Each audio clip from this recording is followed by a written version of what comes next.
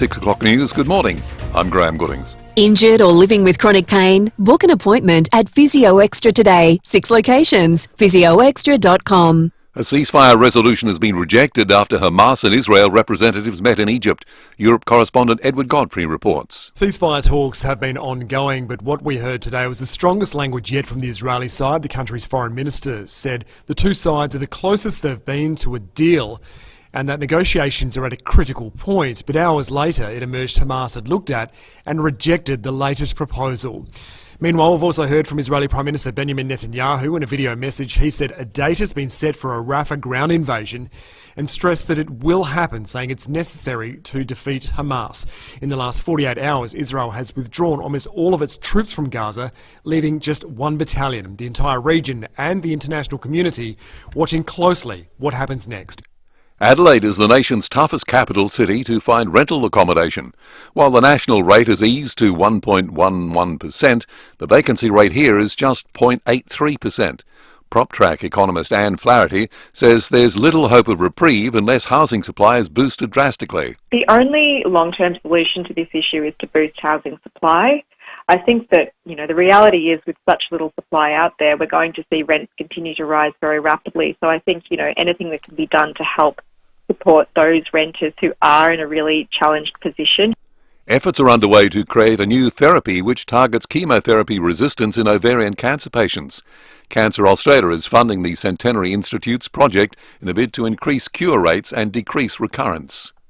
A GoFundMe page has been set up for Stormy Summers. Mel Usher says it's to pay the funeral costs of Adelaide's most famous madam. Stormy Summers died last month at the age of 77. Her final years lived out of the spotlight. She passed away on March 17 after a short illness and will be laid to rest at the end of the week. But friends are rallying to find the money to pay for her funeral, saying the former brothel owner had very little at the end. They're hoping to raise $11,000 via a GoFundMe page over the next couple of days. Stormy's funeral will be held at Centennial Park on Friday and will be open to the public. The page can be found at gofundme.com, then search Stormy Summers. Millions of people across North America have been plunged into darkness as a total solar eclipse occurred over the continent. The state of Texas was supposed to have been the best place to watch the moon pass in front of the sun, but the skies clouded over. Solar eclipse chaser Kate Russo was told today, even though the eclipse was obscured, the eclipse experience was felt. The light was really strange and eerie. We're in a park and the birds stopped. It was quite silent. And, the temperature dropped. The wind changed direction at one point there as well. And boy, did it get dark. It was just so dark and you could see it and feel it and it was ominous and it was just awesome. Now turning to FIVEAA Sport. Colours, custom design, any house, any style. Gliderol Garage Doors. Gliderol.com.au. And here's Tom Redden. Thank you, Graham. The AFL has ruled out a captain's challenge after umpires missed a touched call in the closing moments of Carlton's win over Fremantle. The non-decision saw Matthew Cottrell take a mark and kick the goal to put the Blues in front. Collingwood's Jack Crisp says the umpire's call should be respected. You don't want to chop and change things too much to make it too confusing. It would be too hard to overturn things anyway when the call's already been made, so I don't know why people complain so much about it. The umpire's made the call, we've just got to move on with it. The first foal to be born from legendary racehorse Winx has sold for $10 million at auction, doubling the previous record. The foal was sold to Winx's former part owner Debbie Capitas and her Whoppet bloodstock.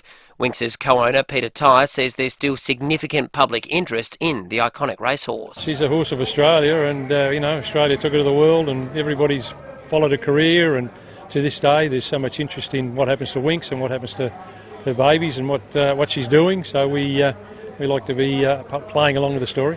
Let's go to soccer. Everton's been hit with a 2-point deduction for breaking the EPL's profit and sustainability rules. The penalty leaves the Toffees just 2 points above the relegation zone. And live golfer Joaquin Niemann has fired a shot at the start of the Masters week, declaring the current golf world rankings are a lie. Only 13 live golfers will play at Augusta this week, as world ranking points aren't awarded for events on the Breakaway Tour. And that's the FIVEAA Sport. And now the FIVEAA forecast. See any issue firsthand with AutoCam. Real-time video, direct to you from your AutoMasters technician. Cloudy and 20 today, tomorrow cloudy 21, Thursday partly cloudy 21, Friday also 21 and cloudy. Right now it's 11. More news as it happens on 5AA. This Saturday, hear KG and Cornsey live from the Broadview Community and Sports Hub. The official opening happens from 11 a.m. through to 1 p.m. with a family-friendly community event featuring a free sausage sizzle, coffee, face painting and ice cream while stocks last. And 5AA's Saturday Sports Show will come to you live from the Hub balcony. Listen or be there for the fun at Broadview Community and Sports Hub Grand Opening Day, April 13. Thanks to 5AA. Always Adelaide. What is Louver House? Simple. Louver House turns your outdoor area into a stunning entertainment space with an opening and closing roof. With rain sensors, you'll keep winter out. And when you need to, you can let the light in, so you can be outdoors and entertain all year round. Best of all, they're manufactured right here in SA with options like LED lighting. But you be the judge. Find out more with a free design, measure and quote. See the light with Louver House. louverhouse.com.au. City Discount Tires. Get saving this month at City Discount Tires. When you buy 3 Falcon CT60 tyres, you'll get the 4th tyre free. The perfect tyre for crossovers such as Honda CR-V and Toyota RAV4. City Discount Tires are a proud multi-tyre and wheel brand retailer offering great service at great prices. Visit citydiscounttires.com.au to find your nearest store. City Discount Tires. We're driven by value. City Discount Tires. Still thinking about a sea change? Think Oakford Homes and Counter Bay. New stage released and selling fast. A variety of block sizes available in a friendly community with brand new low maintenance homes plus the beach close by. Affordable packages, no surprises. Move in now or invest for the future. Fixed price turnkey packages, flat land ready to build. Don't miss out. New stage now released. Visit our display village at Encounter Bay. Oakford Homes, a statement of quality. oakfordhomes.com.au. Pathology is an essential part of our healthcare system, and 70% of all our medical decisions rely on pathology tests. They help GPs and other healthcare professionals diagnose illnesses, diseases and infections, and we all benefit from pathology being bulk billed. But government funding hasn't increased in 24 years, so to keep pathology affordable and accessible for all Australians, visit keeppathologyBulkBilled.com.au. Authorised by LWET, Australian Pathology Canberra. Stay informed, get involved. 5AA. Always Adelaide. Ray White Business Sales. Business people selling businesses. Go on, touch base, search RWC Business Sales. David Penberthy and Will Goodings. 5AA Breakfast. 6:09. Good morning to you. Welcome to Tuesday on 5AA Breakfast, the 9th of April. Jade Robran is with us today. She's out on the road. We'll check in with her. She's going to attend a spate of break-ins on Grange Road. The gap between me saying spate of break-ins and the location, you probably imagine 5 different places you can go to at the moment, which is the macro story that Jade's going to be covering. We'll talk to her after 6:30 this morning. Russell Somerville from the Barossa Valley Pigeon Racing Club is going to join us before 7 o'clock. Big meet coming up in the world of pigeon racing. Looking forward to chatting with Russell. We will talk federal politics with Phil Curry after 7:30 today. And Pete Rosethorn, who is in the show Chicago, that I believe is currently in Melbourne. It's on its way to Adelaide for a limited season in August, is going to join us on the show too. In and around all that, lots of news to jump into on this Tuesday morning. David Penberthy, good morning to you. Good morning, listeners. Good morning, Will. How do you get into pigeon fancying? Do we have any pigeon fanciers listening? The most famous pigeon fancier in Australia, you'd have to say, was Bill Lorry. Yep. Real pigeon enthusiast, Bill. In the movie, the great movie, one of my all-time favourite films, also John Howard's favourite film, On the Waterfront, the 1950s film starring Marlon Brando and Eve Marie Saint is the female lead, as Terry Malloy, the famous line, "It could have been a contender, it could have had class, it could have been somebody instead of a bum, which is what I am."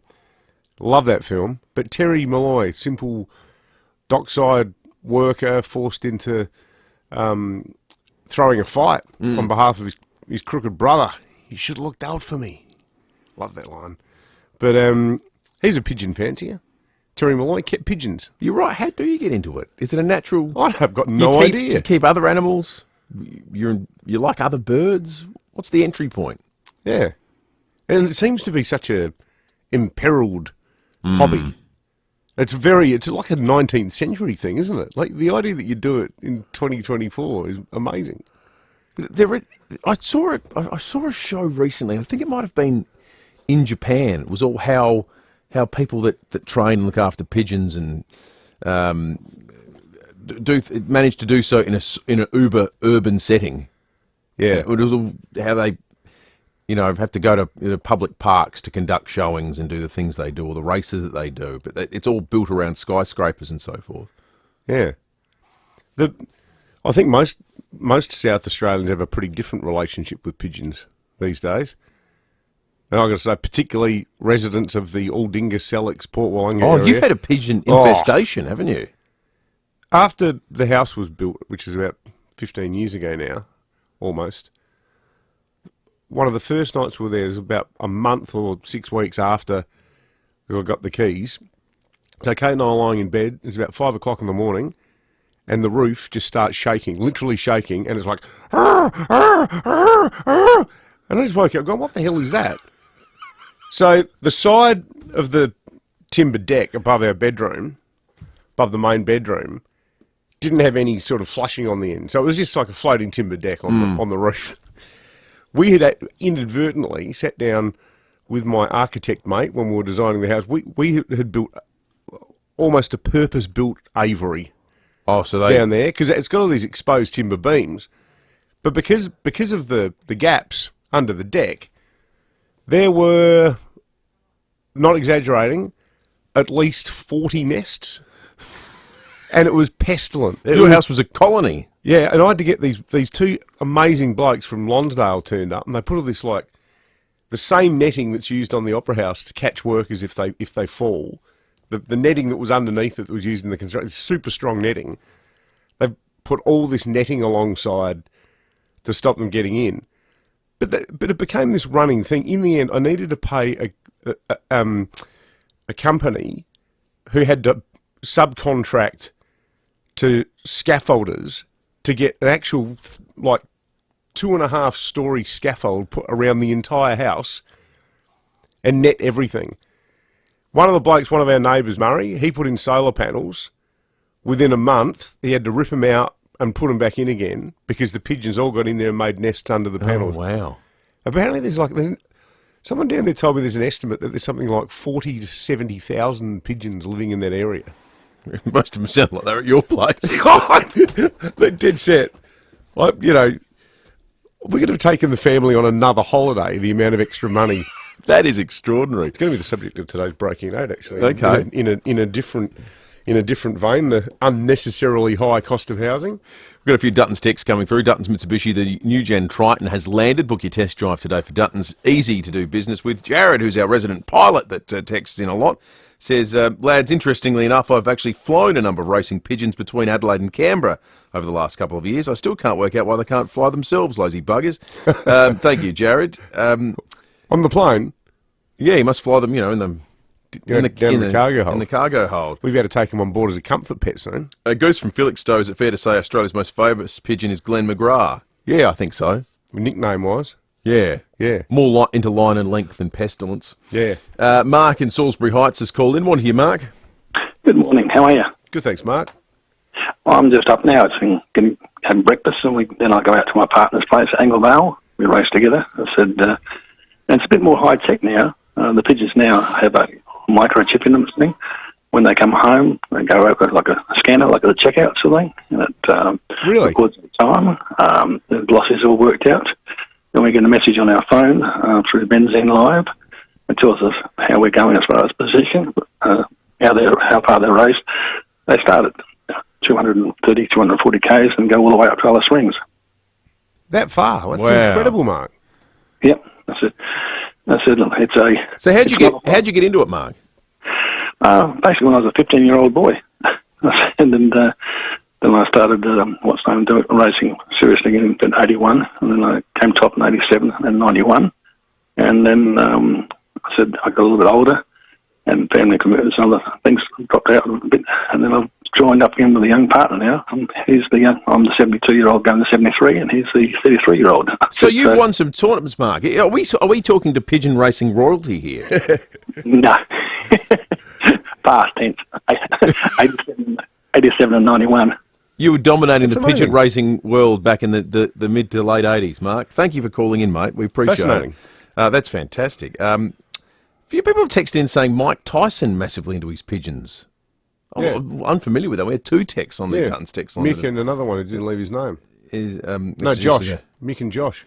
Thank you. 0448081395. We're going to take a quick break. News headlines are coming up in just a moment. Hi, I'm Victoria from The Family Cook. I'm passionate about cooking wholesome, fresh and delicious meals.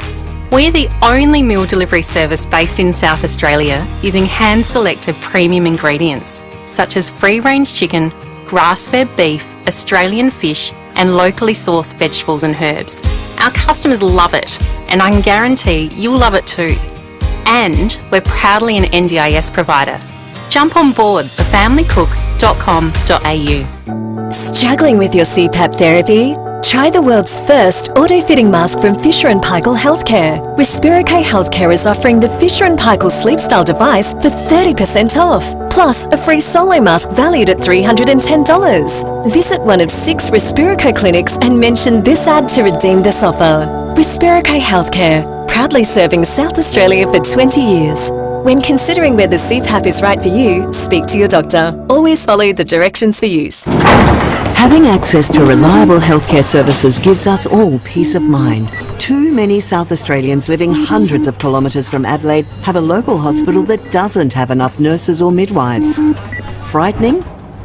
Without state government action, we won't have the nurses and midwives needed to keep our regional hospitals running. Support those who care for us at regionalincentives.com.au. Authorised by EDBARS ANMF SA Branch Ridleyton. Hi, I'm Lynn Andrews. The Lynn Andrews team have seen a lot of change in real estate over the past 50 years, but one thing remains unchanged: our passion to help people invest in their future, to build strong property portfolios in either the residential or the commercial sectors. Our commitment to property investment over the years means we have a wealth of knowledge to share. We're here to help you. Visit lynnandrews.com.au. Electricity bill! Bills shouldn't be scary. EcoVantage have supplied energy efficiency in homes for over 15 years. They can install hot water systems that use up to 80% less electricity than regular hot water systems. Help the environment while you save hundreds. And thanks to federal and SA government incentives, you could get your energy efficient hot water system supplied and installed for as little as no cost to you. Stop scary hot water bills with ecovantage.com.au. 5AA Breakfast is streaming live right now. To watch, simply head to 5AA on Facebook or YouTube. Ray White Business Sales. Business people selling businesses. Go on, touch base, search RWC Business Sales. David Penberthy and Will Goodings, 5AA Breakfast. 9 minutes after 6 news headlines on this Tuesday, the 9th of April.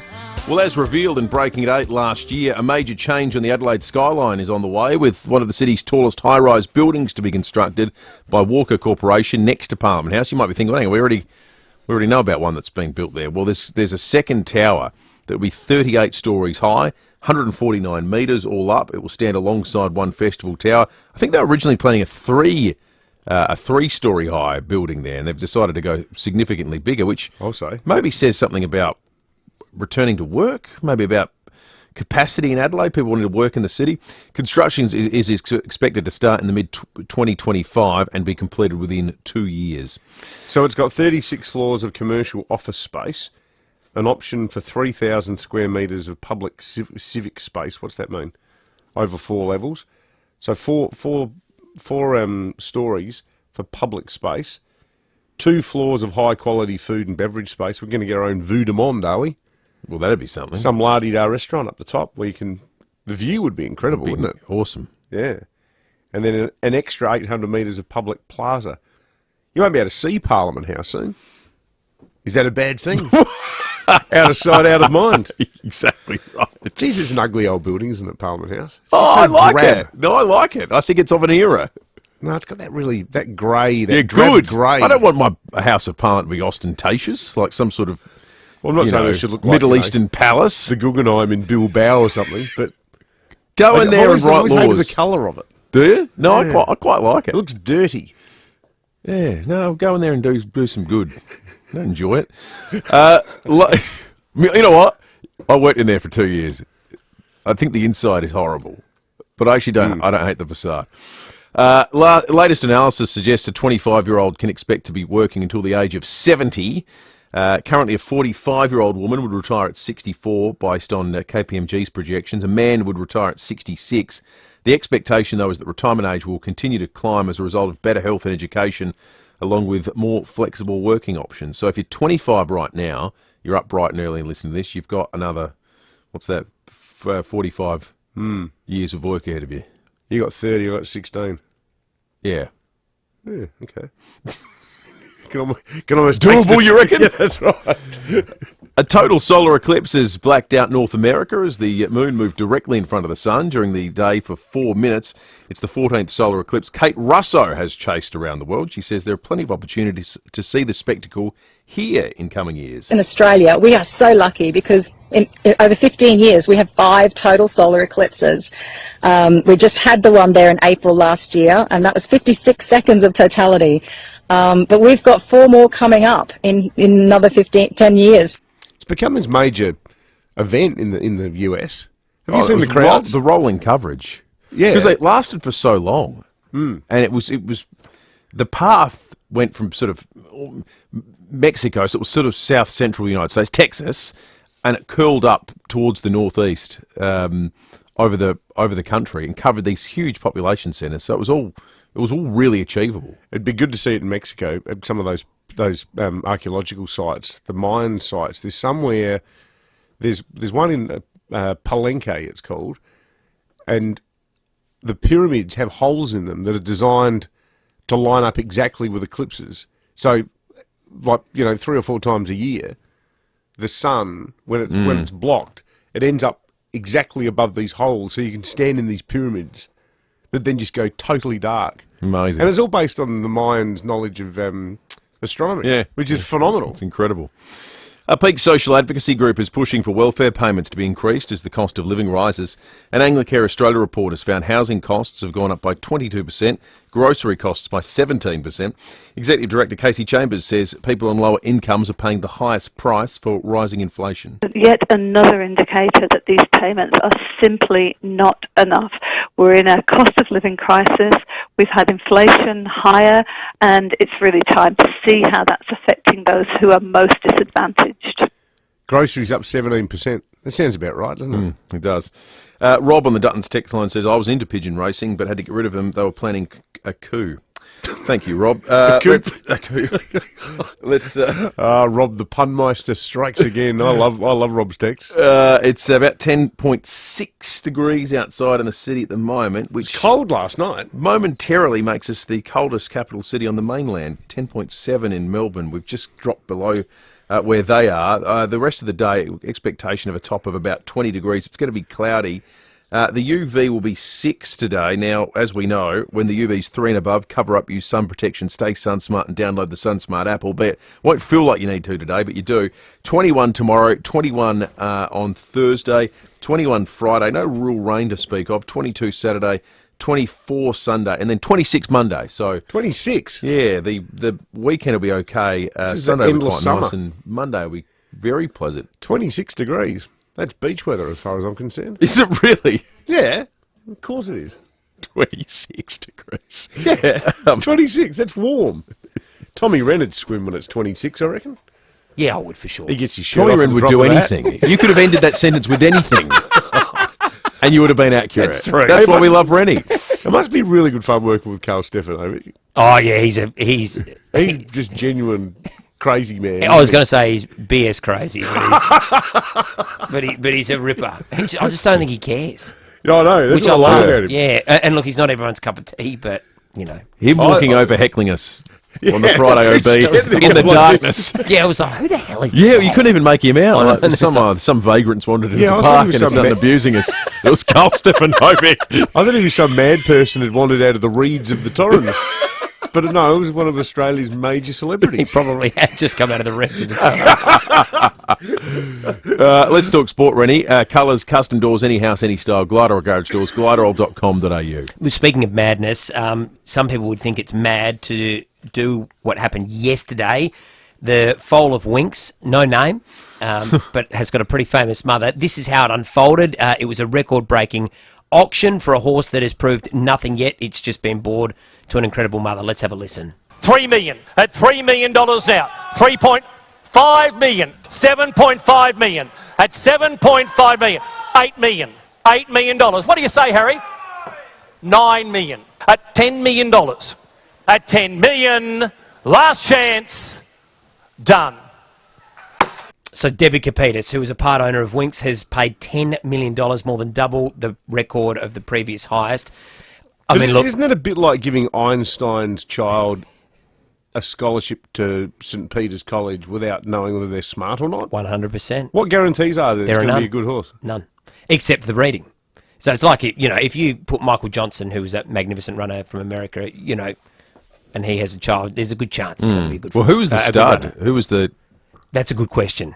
Because it would be some other... Absolutely. They would have made sure the absolute breeding jet. was... Yes. Yeah. But gee, it's a lot of money. It's a But lot it of sounds like it was totally sentimental. It was pretty, Well, because yeah. she just said, I don't want anyone else to, have carriage of this story of this horse and now the horse's family. Yeah. But like you said, it could, heaven forbid, it could break a leg. Anything can happen. I've never heard an auction go up in increments of 2.5 million before.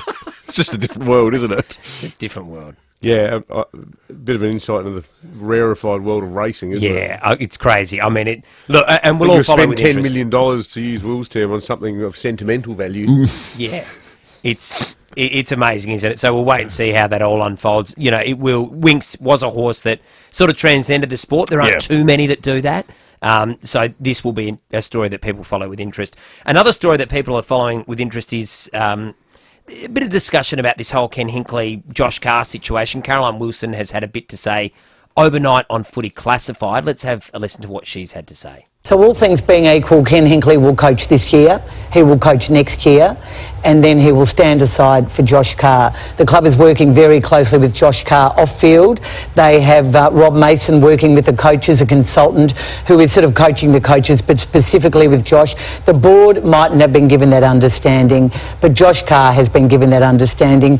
He didn't go for the Richmond job, Kane. You spoke about this last year, largely because it was pointed out to him, this handshake agreement, that the Port Adelaide job would be available to him when he was ready. The board has been told that Josh is not ready yet. So the transition plan, so Malthouse Buckley, we've seen this before. Mm-hmm. Costello Howard, less Costello successfully. Howard, the Kirribilli pact. Less successfully. I mean, Bruce Goodwin? Yeah, that one actually went okay, didn't it? That Because worked Roosy out. hung around for Yeah, that's a good point. Yeah. To the outsider, it looks like Josh Carr's already doing a lot of the coaching. Mm. Ken's on the bench. He's clearly the figurehead that the players love, but Yeah. it feels like Josh Carr, we make these grand statements on the basis of pretty limited knowledge about how it all works. Of course. But it does look like... Carro does. It does look like Josh Carr already does a lot of the coaching down there. It'll be intriguing, won't it, to see how it all sort of... Well, yeah, but I actually thought Ken Hinckley was sort of on the record explaining what Carro just posited as a bombshell is actually like her recanting of exactly what Ken Hinckley said publicly 2 days ago. Mm. And it's also like a pretty straight recitation of how his 2-year contract's going to work, isn't it? It's a 2-year deal. Yeah. After that, Josh Carr, deputy, takes over. That's pretty much what it looks like from the outside. That's what it looks like. Yeah. Mm. Yeah. But yeah, I think Port fans are happy with it. I think, yeah, probably. And look, they're looking good so far, but things can change, as we know with anything. Oh, well, football. Yeah, when are the Crows going to be in the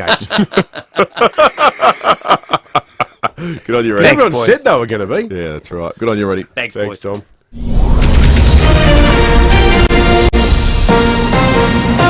This is 5AA News. Always Adelaide. Cloudy and 20 today with the 6:30 news.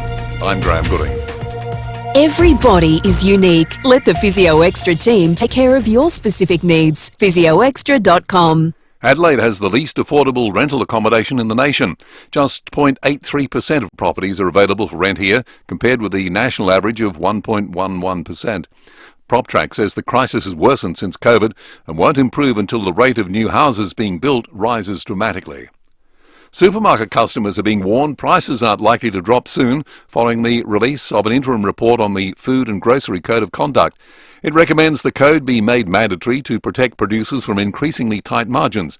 Former Labor Minister Craig Emerson handed down the report. He says it's focused on the relationship between producers and supermarkets. And the way that this can work through well for shoppers is if suppliers can get a reasonable return on their investments, they'll have enough money to invest in new technologies that reduce the prices that they charge while still making money. A major change on the Adelaide Skyline, with one of the city's tallest high-rise buildings to be constructed by Walker Corporation next to Parliament House. The 38-storey skyscraper will rise 149 metres and stand alongside one festival tower. Construction is expected to start mid-2025 and be completed within 2 years. A record number of battery energy systems are being rolled out in homes and businesses across the country. SunWiz data shows a record 57,000 systems were installed last year, and that figure is expected to rise in 2024. Managing Director Warwick Johnson says home batteries are giving consumers back control of their energy supply. It used to be that electricity supply was in the control of big companies that you had little influence over, and now every person can generate their own electricity, just like every person can vote. So the power is now tipped back into the balance of the homeowner. Millions of people across the US, Canada and Mexico have witnessed a total eclipse. Observers across North America set up in parks to watch the moon pass directly in front of the sun, plunging them into darkness. CNN reporter Ivan Rodriguez told Today it lasted for several minutes. We lived in that moment for 4 minutes and 25 seconds, so everyone was really able to at least soak in being in just complete darkness, and then that sunrise again, 360 view of that horizon beginning to come up on the other side of that eclipse.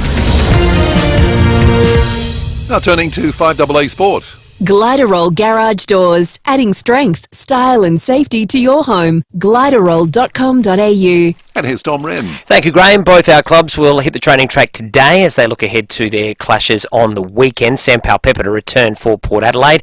That's after serving his 4-week suspension.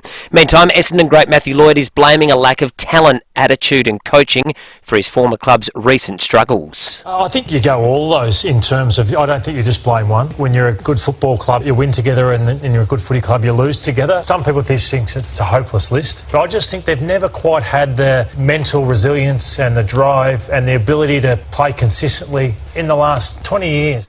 The Bombers suffered a 69-point loss to the Power just 1 week after an inspiring 4-point win over St Kilda. Well, at GWS, a revised fitness regime for injury-plagued forward Jesse Hogan has him playing the best footy of his career. His 4 goals against the Gold Coast in Gather Round helped the ladder-leading Giants maintain their unbeaten start to the season. Hogan says he's turned to boxing and Pilates to decrease the loading on his body. I'm on that grandpa veteran list when it comes to training. I miss a bit more than most, but I take time into other places. I do a lot of Pilates stuff. I put a lot of time into my off-leg sessions.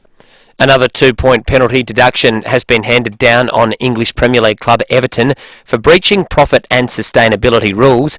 That's 8 points now taken from the Toffees, leaving them just 2 points above the relegation zone with 7 games to play in the season. And in some basketball, Josh Giddey has recorded a triple-double in the Oklahoma City Thunder's NBA win over the Charlotte Hornets. And that's the 5AA Sport. And now the 5AA forecast. See any issue firsthand with AutoCam. Real-time video, direct to you from your Automasters technician. 20 and cloudy today, tomorrow cloudy 21, Thursday partly cloudy 21, Friday cloudy 21. Right now it's 11. More news as it happens on 5AA. Ray White Business Sales. Business people selling businesses. Go on, touch base, search RWC Business Sales. David Penberthy and Will Goodings, 5AA Breakfast. 25 minutes to 7, police and weather shortly. Phil Curry in an hour's time on federal politics. Then after 7 o'clock, you'll hear from some of the reactions in America to the total eclipse that swept across the country and has led to all sorts of bizarre behaviour as well. We'll take you through that shortly. First, though, we've been talking pigeons this morning because Russell Somerville from the Barossa Valley Pigeon Racing Club will join us in about 15 minutes' time. So we're wondering how people have gotten into pigeon fancying, pigeon racing. John Athelston's called into the show. Morning to you, John. Good morning, Will. I've got a problem with pigeons. I have solar panels all over my roof. They've been breeding underneath it, laying nests and everything. I had to get all the panels cleaned and everything else, and they're still coming back and breeding. And I've been to the people at the pest controls and things like that, and they can't do anything for it. There's a flock of pigeons flying around. I'm in a block of 8 units, 2-story, and they keep flying around. They come and go day and night, build the nests and everything. It's cost me $3,500 to try and stop them from breeding and everything up there. Have they put nets up, John? Is that what you did with your $3,500? The nets are up, and they're still sitting on top of them, laying the eggs and everything. Seriously? And I had a couple of babies must have fallen out of the nests and everything, and it's just impossible. I've been to the so-called pest people and everything with the government and that, and they can't do anything for it. Yeah, I know. And the other thing, insurance doesn't help you at all because vermin is not covered by insurance policies for housing. Is that right? Yeah, right. Because I looked into it. They sit on top of the gutters and they poo all over the place. And every day I've got to clean my footpaths and everything like that. John, I had a pile of poop down at Aldinga that dead set. It was half a metre high, and that was after like 3 months because a group of about 6 of them sat in the same spot on top of a gutter on the 2nd story, and they just sat there pooping all day. But it's actually like quite a health risk because that stuff dries and becomes really powdery. If it gets into your lungs, there's a recognised illness called pigeon fancier's lung, isn't there? Like, it's really bad for you. I wonder if we will doubtless have listeners that have been in John's situation. Has anyone come up with a solution? Now, you had success with netting, David. I'm actually going to look for the name of the guys who did it. They deserve a plug because they did a good job. But otherwise, people might have we might be able to crowdsource a solution for John, because that sounds like a miserable situation that he's in at the moment. 8223 0000. Text us on the Duttons text line if you can help John and Athelston out. Duttons Mitsubishi, the new Gen Triton has landed. Book your test drive today. Duttons, they're easy to do business with. 044808 1395. In fact, I can see some people are already sort of sending through some numbers saying, get John to ring this person and so forth. So we will we'll get the information to John if it turns out to be good stuff that's come through. Jeff has Christian.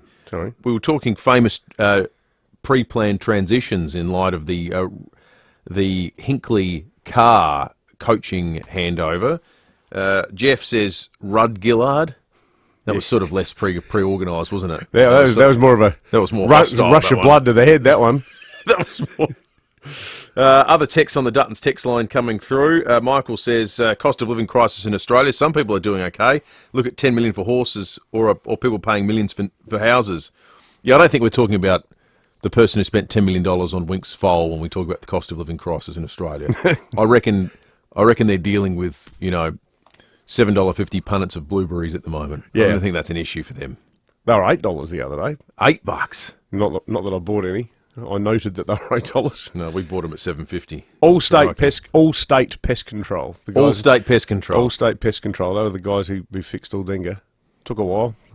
We ended up with quite a bit of money, but we got there in the end.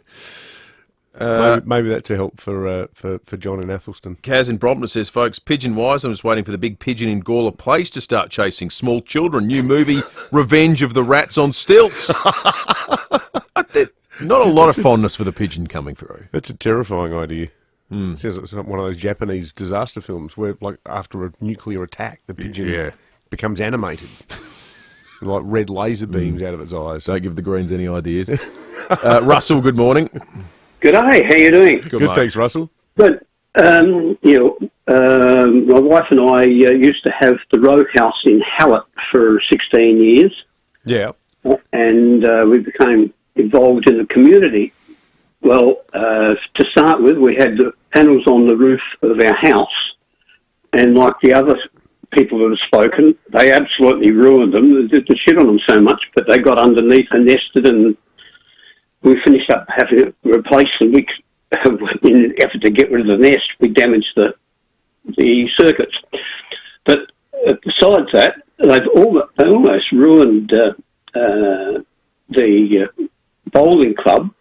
They got into the ceiling there and into the ducting, and if pardon me, before it was all repaired, if you turn the air conditioning on, you have bloody feathers and shit flying everywhere. Oh. You know, it was absolutely disgusting. Yeah, they're bad. The old Caltech servo that was replaced by the On the Run at Aldinga had so much pigeon poo on it that the roof was on like a 10-degree angle. I remember that. It was just yawning under the weight of pigeon guano. Yeah, I tell you what, if misery loves company, there's lots of people who've got pigeon horror stories that are coming through on the Duttons text line. It's absolutely overrun with people. A lot of problems, not a lot of solutions is all I'd say at this point in time. So hopefully someone out there has got some help for our listeners that are under siege from the pigeon today. We'll talk more about that shortly and get to more of your texts. But first, let's head out on the road and catch up with Jade Robran, who's cruising Adelaide streets in her Volkswagen Tiguan Allspace, searching for breaking news thanks to Dutton's Volkswagen. Jade is this morning on Grange Road, which was the scene of a spate of break-ins in the last 24 hours. Morning to you, Jade.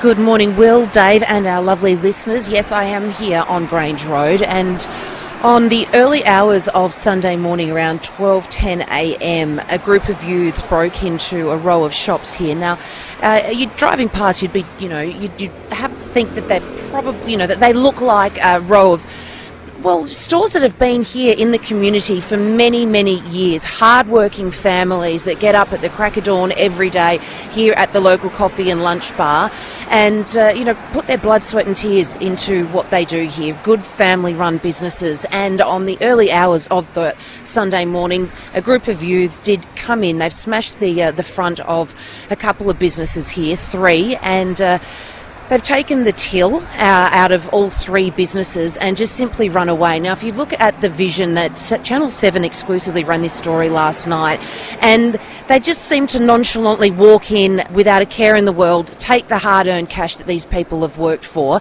and just simply strolled out. Now, police have released some information saying that they have arrested a youth following a break-in at these groups of businesses at Allenby Gardens. The young youth is a 14-year-old boy from Burton. He was arrested and charged with 3 counts of serious criminal trespass and 3 counts of theft. He was refused police bail and appeared in the Adelaide Youth Court. Now, police investigations, they are continuing into 2 outstanding suspects. I spoke a short time ago to Peter, who's just devastated by what happened. Peter, you're one of a few businesses along here that got broken into. On Saturday night, what happened? Well, Saturday night I got a call. I was watching soccer actually. My wife told me there's a break-in, so come down. There's Cass next door told us. So we just came down and had a look. How'd they get in? They got in through the front door, the bottom, smashed the glass window. And just walked on over and took the till? How much was in it? Yeah, we had a couple. Normally we don't keep a few hundred, but we had a cake delivery from Monday morning for a catering job, so we had the cash there to pay our baker. As a small business, you put your, blood, sweat and tears into this. What is some brazen crime like that with a bunch of kids that don't really seem to care, what does that do to you? In all reality, we're the first time it's been hit to us, so we've been hit. So it might never happen again down this way, but normally Grange Road's pretty good. I mean, it's a big, bright road, lit up quite well, and for them to do it, it's just that we don't think they're from this area anyway. And you're wanting to sell, and really bad timing, because on the day that that you get broken into, you had someone come in and want to have a look at the place. Yeah, well, it doesn't help when people have a look and they think, it's broken glass there, but it's been a one-off in 10 years. What's all the other businesses saying? In all reality, I haven't talked to many of them, but the ones next to us, it's the same thing. We just get on with it. What have the cops said? Well, they've been quite good. I mean, you know, what they can do is take all the forensics and go away and come back, and it's up to us to, if they catch them, if they're underage, to prosecute them and try and get money. But getting back $5-10 a week in a few years' time. I hope they get them for you, mate. I really Yeah, do. you're right. 14-year-old. Just staggering, isn't it? Unbelievable. Group of them. It just feels like another week, another spate of break-ins. Well, I mean, that's Jade's done quite a few of them now. Yeah. She did all the stories in real time as they were happening at the Brickworks, and now not far from there, just down Grange Road in Alamy Gardens. So just unacceptable.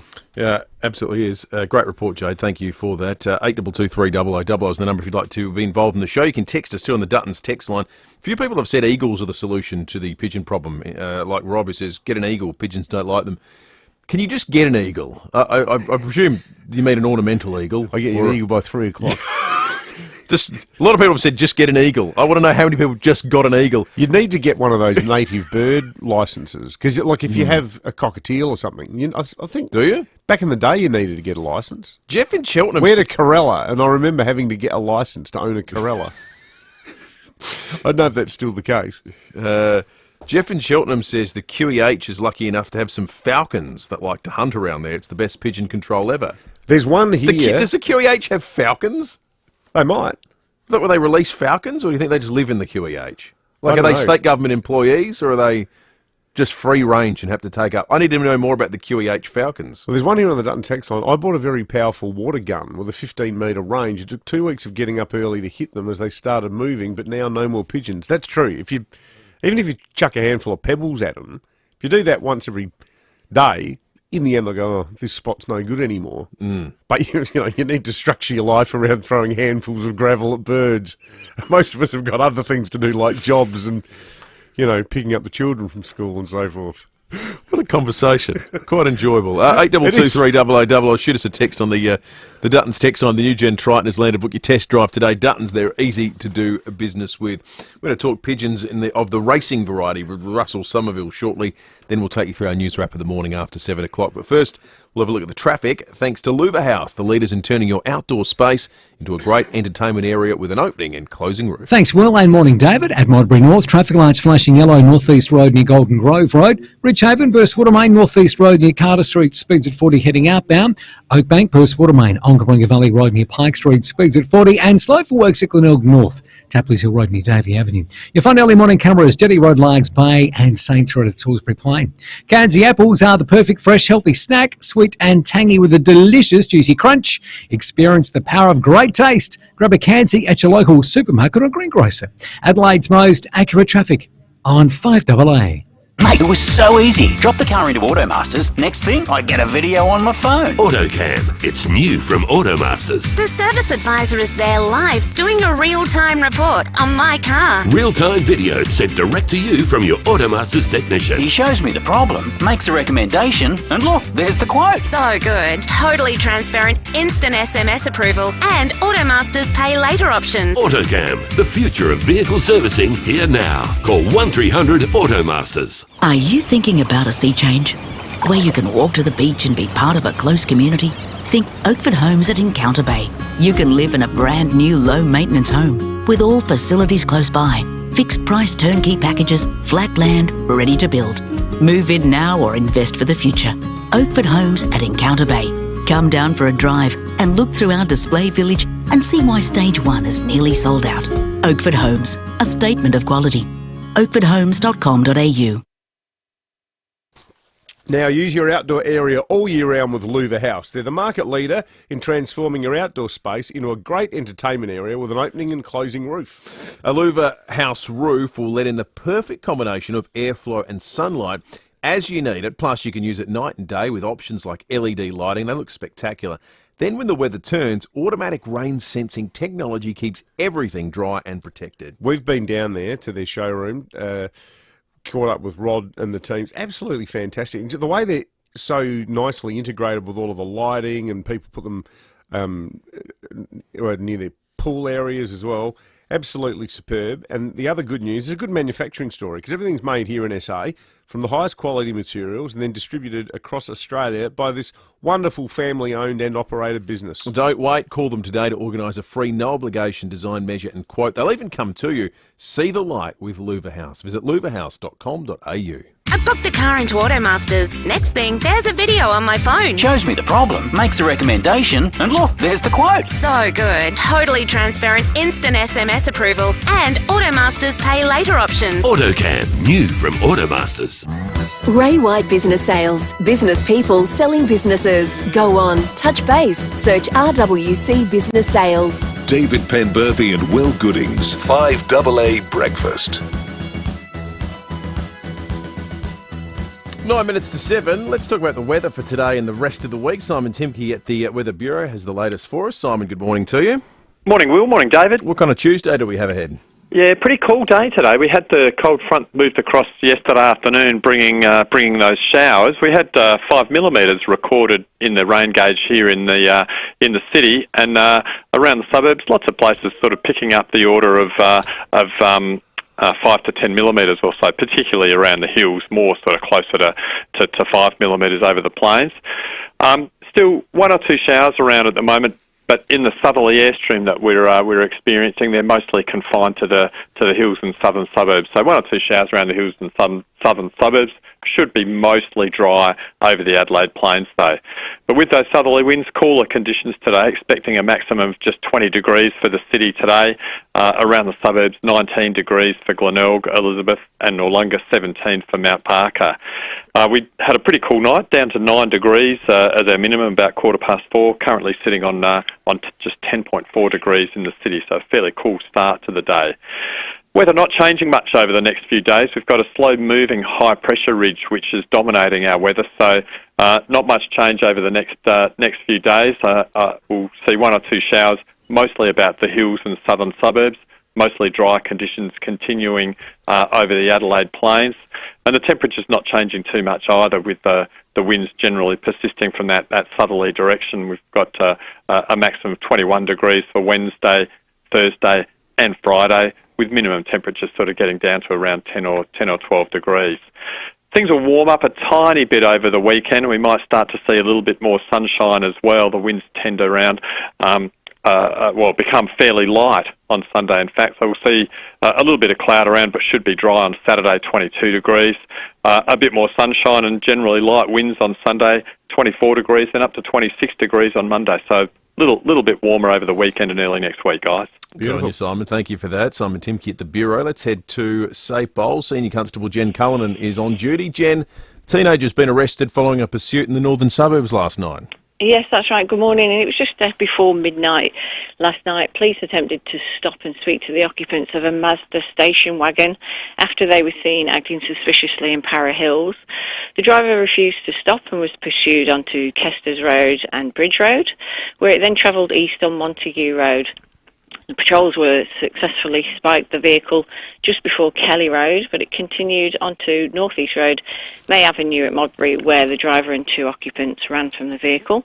All 3 were located nearby. Now, the driver, a 17-year-old boy from Holden Hill, he was arrested and charged with dangerous driving to escape police pursuit and also disqualified driving. So he's got himself a date with the magistrate in May, and the other 2 delightful children didn't commit any offences, so they weren't arrested. Crikey. Jen, also, a woman has been caught drink driving after driving into a shop wall in Glenelg North. Yes, and this was just before 4 o'clock yesterday afternoon. Police were called to a shop on Anzac Highway after the woman drove into the car park and sideswiped the external wall of the shop. Now, minor damage was caused to that building, but thankfully nobody was injured. She was breath tested and produced a reading of 0.228, which is 5 times the legal limit at 4 o'clock in the afternoon. Gee, this is a big Monday, isn't it? It was indeed. She's a 51-year-old woman from Glengowrie. She's been reported for aggravated due care and drink driving. She's lost a licence, she's lost a car, and she's going to court at a later date. Good stuff, Jen. Jen Cullinan there, Senior Constable from SAPOL. Well, yesterday on the program we spoke with the Premier ahead of an announcement that took place at 9:30 after we got off the air, but we knew it was happening with regard to Lyndoch being the new venue for Gather Round. It's going to involve a brand spanking new facility. So there are a host of winners, and on the show yesterday we spoke with the head of the Football Association there about the Barossa District Football Bulldogs, who are going to benefit from having, you know, AFL quality facilities there. But they're not the only ones. Have a listen to the roll call of local clubs in Lyndoch that are excited. The Netball Club, the Lyndoch Cricket Club, the Lyndoch Tennis Club, the Lyndoch Bowling Club, Little Athletics Lyndoch and Districts, and the Barossa Valley Pigeon Racing Club. Russell Somerville is from the Barossa Valley Pigeon Racing Club. Russell, did you expect to be counting yourself amongst the big winners out of the Gather Round announcement? Good morning, guys. Yes, it's quite a fantastic announcement, and for a sport that is a non-spectator sport and not very well understood within the state, it's amazing to be involved in it. And the whole group of people there from the various clubs have always involved us in all the meetings in the lead-up, so it's fantastic. We're so excited. So are you based in Lyndoch as well, Russell? Our club rooms are right there at the Oval, so we're alongside the new development, so we will certainly get some notice of what goes on when the new facility is opened. Yeah, sure. So when you say all the other codes involve you, how does that involvement sort of take shape? What do you get involved with them when there's footy games on? You have pigeon races on the day, or how does it work? No, all of our competition is all separate, but in the lead up and the actual development plans and everything, we've always been involved in what's going on as part of the stakeholders of various groups that are going to be on the new development. And how many people do you have involved in the Pigeon Racing Club there? Our club only has 15 members. We'll be having 10 that are competing this year. It varies over the years that we've been there. We actually formed in 1990, and so we've been there quite a long time. And we're part of an association in South Australia that was formed in 1895, and we've got about 170 members over 18 clubs. Wow. So where do race meets usually happen? I'm sorry, say that again? Where do race meets usually happen then? Our birds start from the first early races are 300 kilometres from up near Port Augusta and extend right out to Alice Springs at 1,320 kilometres. So how long does a race take? The 300 kilometre races would be, normally they would do that in around 4.5 hours. And seriously? And so we heard from someone earlier who races pigeons, said these days there's all GPS tracking and that. So they're released, and does everyone sort of then like sit on their phone and get a sense of who's winning? And is that how it's sort of followed? No, the GPS system is actually on their leg. They have a life ring on the leg to be their record of who they are. On the other leg is a GPS reader, and that reader is scanned by a scanning pad as they enter the loft when they get home, which then sends the information to a timing clock, and then that is all downloaded into the association record to create a result later in the day. We just had Winx's file sell for $10 million. We spoke about it a little bit earlier. Is there an equivalent all-time great pigeon that's been raced in Australia, the sort of the Don Bradman of pigeons? Certainly not in that scale, but yes, pigeons are certainly more recognised for their ability. It is a worldwide sport, and currently the Chinese pay pretty huge money. I think the record is 1.7 million, I think, at the moment. Really? For one pigeon? Yes. Wow. Yes. Russell, it must be like a bit like air traffic control in a way, where you'd have a certain generation of older person who can remember the analogue era, but now a lot of the things you're talking about sound quite digitised. But in its infancy, back in 1895, like, no one was using GPS trackers then, were they? No, they were virtually a clock that was changed into a system where it would record the time by printing onto a piece of paper, running around in the clock, and a rubber ring was put on the bird with a number that was recorded against that bird going away to the race. And birds went away in those days back on the trains, and they were released at railway stations from Oodnadatta and Fink and all those places. So it's been around for a long, long time. It's a really, really incredible sport that it gives you the ability to be able to be involved in animal husbandry, through to the technology, through to the care, through to being involved in quite an amazing organisation. Absolutely. Well, we're great to chat with you, Russell. That was terrific. Thanks for taking the time out to chat with us. Russell Somerville from the Barossa Valley Pigeon Racing Club, the club that will soon have the best facility of any, I suspect, in South Australia. And there we go. Local news and information first. This is 5AA News. Always Adelaide. Cloudy and 20 today with the 7 o'clock news. I'm Graham Goodings. Injured or living with chronic pain? Book an appointment at Physio Extra today. 6 locations. physioextra.com. Adelaide is the nation's toughest capital to find rental accommodation.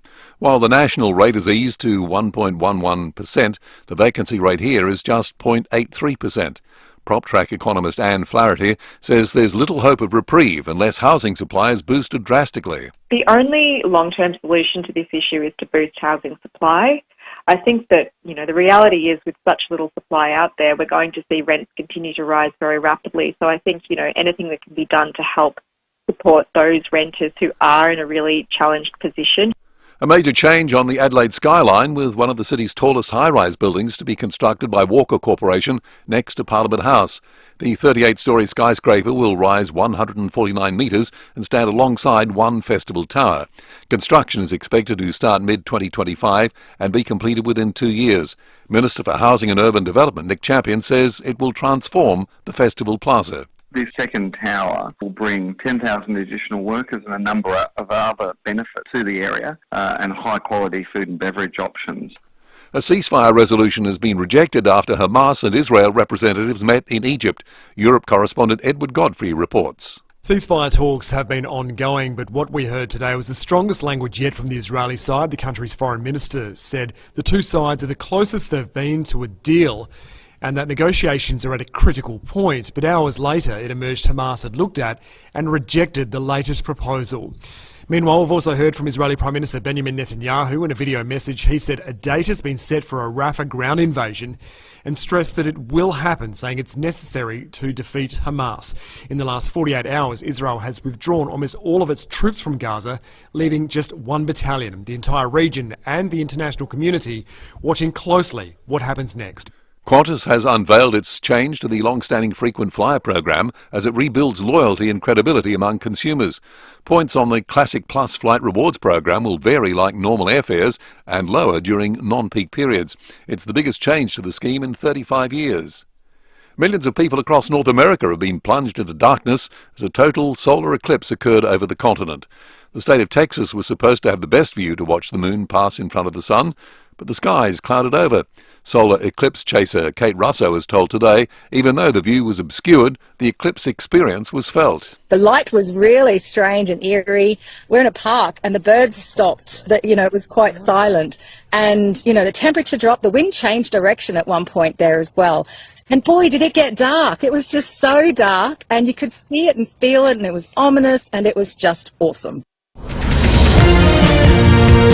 And now turning to 5AA Sport. Colours, custom design, any house, any style. Gliderol Garage Doors. Gliderol.com.au. And it's good morning to Tom Wren. And a very good morning to you as well, Graham. We'll start with some football. Port Adelaide will train today, and they're set for a big inclusion this week, with Sam Powell-Pepper set to return from a 4-week suspension as he prepares to play his first match of the season against Fremantle on Saturday night.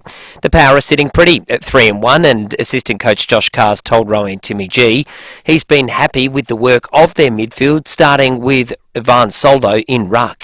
I think he's been really good and really positive since he's coming to our football club, and then I guess Jason and Connor and Drewy and these guys to be able to get after the footy and really, I guess, a real team effort in and around the contest. Obviously, those two led the way with getting after that first possession.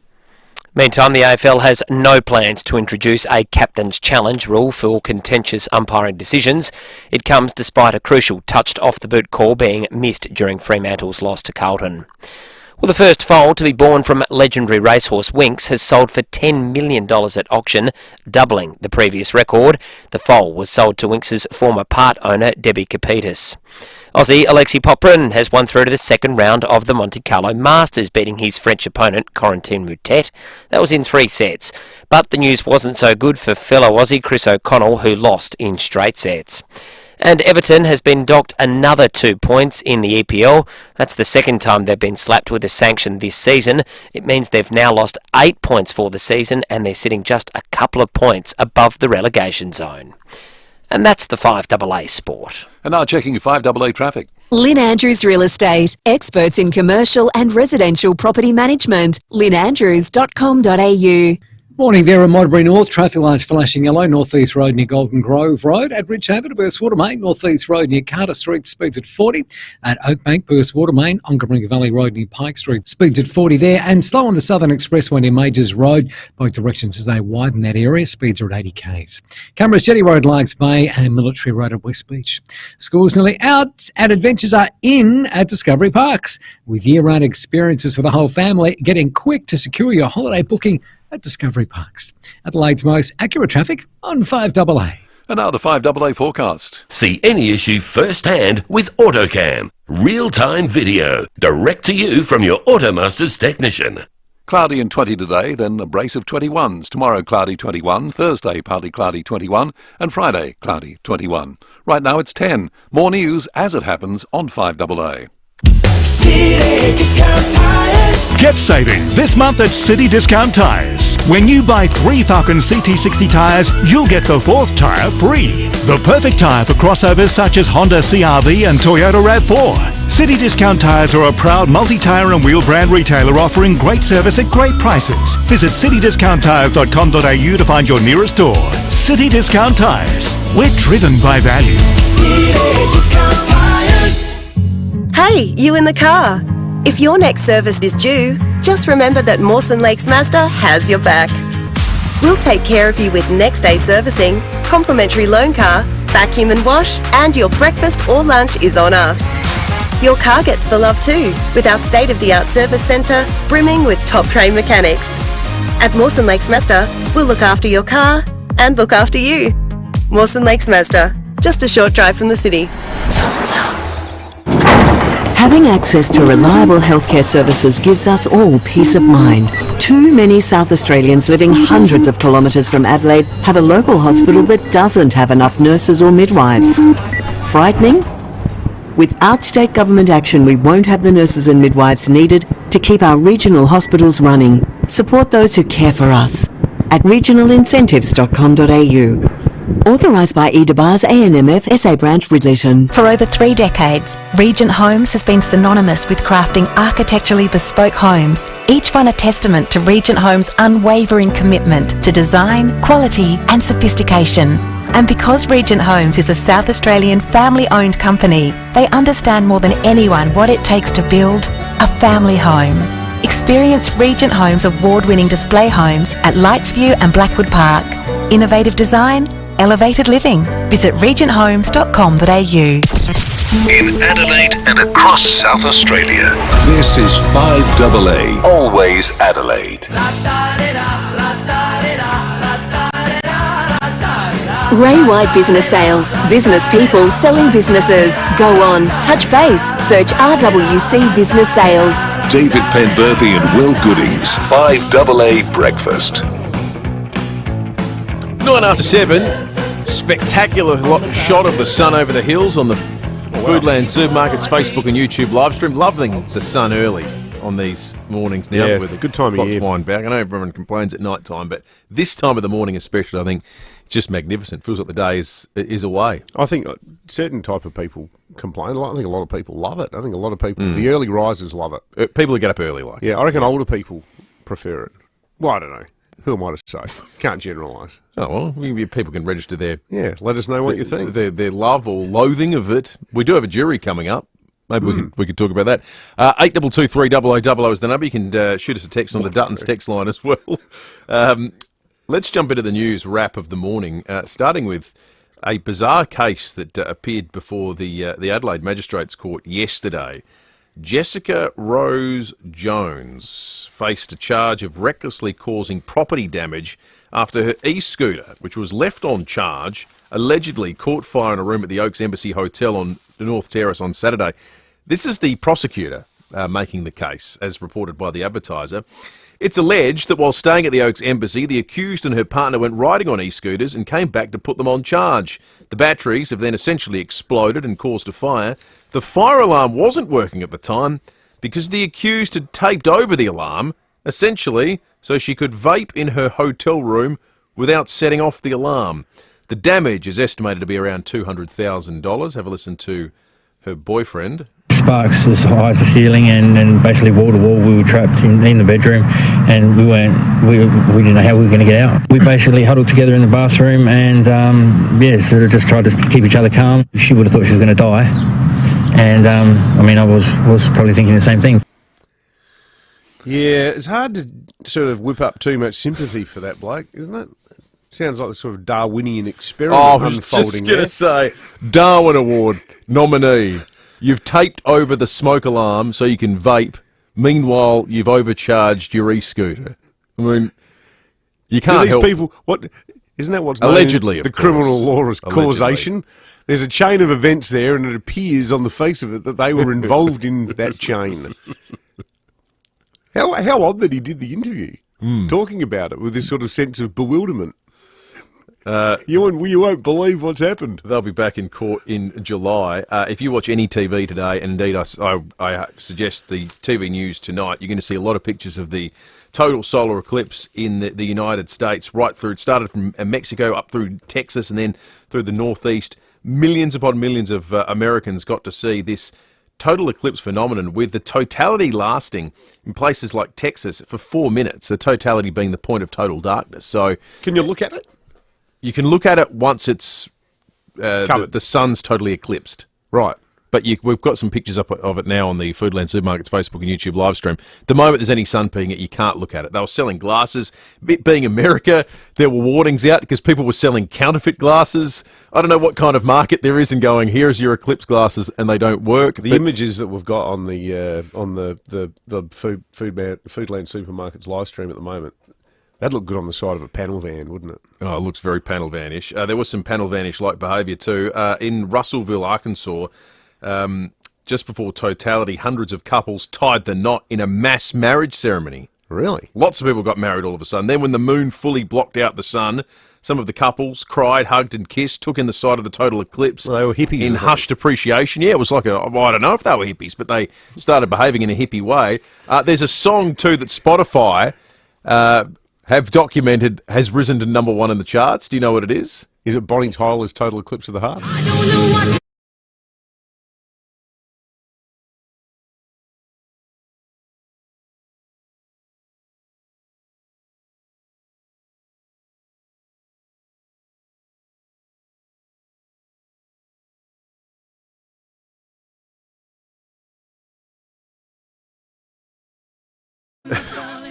It's the #1 listened to song this week in 2024.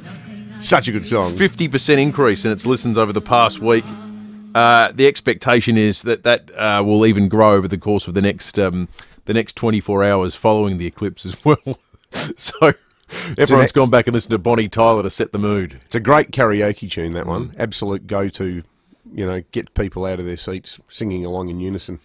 Anyone familiar with Last Sing down there near West Terrace? So you've done this, haven't you? Yeah, many times. Only about 200 times. I saw your face contort in a way that you were as much singing as you were before. I was looking in front of me for my Bacardi Breezer. Oh, God. There's going to be a new member of the Adelaide's Skyline. A new 38-storey tower will be the home to almost 10,000 workers, expected to generate $1.3 billion in annual economic activity for the Riverbank precinct. This is the one that will be at Festival Plaza. It was originally slated to be about 3 stories. It's going to end up being 38. But you know all this if you listen to 5AA Breakfast, because we revealed it in Breaking at 8 last year. We do have some detail, though. 36 floors of commercial office space, an option for 300 square metres of public civic space. I don't know what that means. We need to know what that is. Like a library? Who knows? What do you get for public civic space? 4 floors of it, though. Yeah, it's pretty good. A grand glass foyer, 2 floors of high-quality food and beverage space. Anyway, it's going to be a big building. It's going to be in a great spot too. Imagine looking out towards the north at Adelaide Oval, and you have sort of the parklands. It'd be an absolutely spectacular spot. You'd be able to see Elizabeth Oval from up the top. You would be that high, 38 stories. A bit of music news of a sort out of Russia. The Russian Republic of Chechnya have made some changes with regard to listening to music. Have you heard about this? No, not up with this. They've announced a ban on music that they consider that's too fast or too slow. Too fast or too slow. You've got to get it just right. The Goldilocks rule. Minister for Culture, Musa Dadayev, announced the decision to limit all musical, vocal and choreographic compositions to a tempo ranging from 80 to 116 beats per minute. Is this like the old Methodist thing about, Yes. But you can't have sex because it might lead to dancing. This is largely an Islamic country. The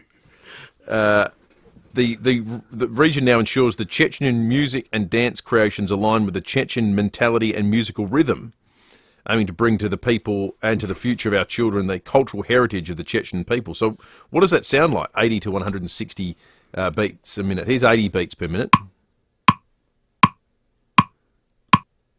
Can you think of a song that goes to that beat? No. 80. I can't actually. You're right, it's not slow. There's no romance. There's sort of no sort of... So is that too slow, according to No, Musa? that's the slowest a song can get to, beats per minute wise. This is as fast So you as couldn't it do get like to. Total Control by the Motels? Dun, dun, dun, dun, dun, dun, dun, dun. Looking counterclockwise. Here's 116 beats a minute. Basically, they wanted to get rid of... Archer's a wife song to me. There's a suggestion they wanted to get rid of techno. Yeah, They right. just went about it in a really, really detailed way. But there you get go. in heaps of trouble if you played You'll Never Be an Old Man River There by Tism. You know, that I think song goes you real- would. And it's also about, drugs. So Yeah, I think that would all be frowned upon. straight to the Sharia courts for that one. Yeah, I don't think that's good. That would go particularly well at all. Lots of texts, lots of pigeon-related content if you're joining us for the first time. So much. In the first hour, we spoke with one of the major beneficiaries of the Lyndoch Oval upgrade, the Barossa Valley Racing Pigeon Club. But a lot of people started texting us with their domestic pigeon-related issues. We did almost a full hour of radio about pigeons, none of which was planned. It was hilarious. I really like this one from Matt. He says, Pembo, my mate's dad raced pigeons. He lived in Parramatta. His prize racing pigeon won him a car back in 1978, a Datsun Stanza, and the pigeon was called Far Flap. You must spat your coffee out there, mate. Oh, I wasn't expecting that. Far Flap. Yeah, Far Flap. What about that? Here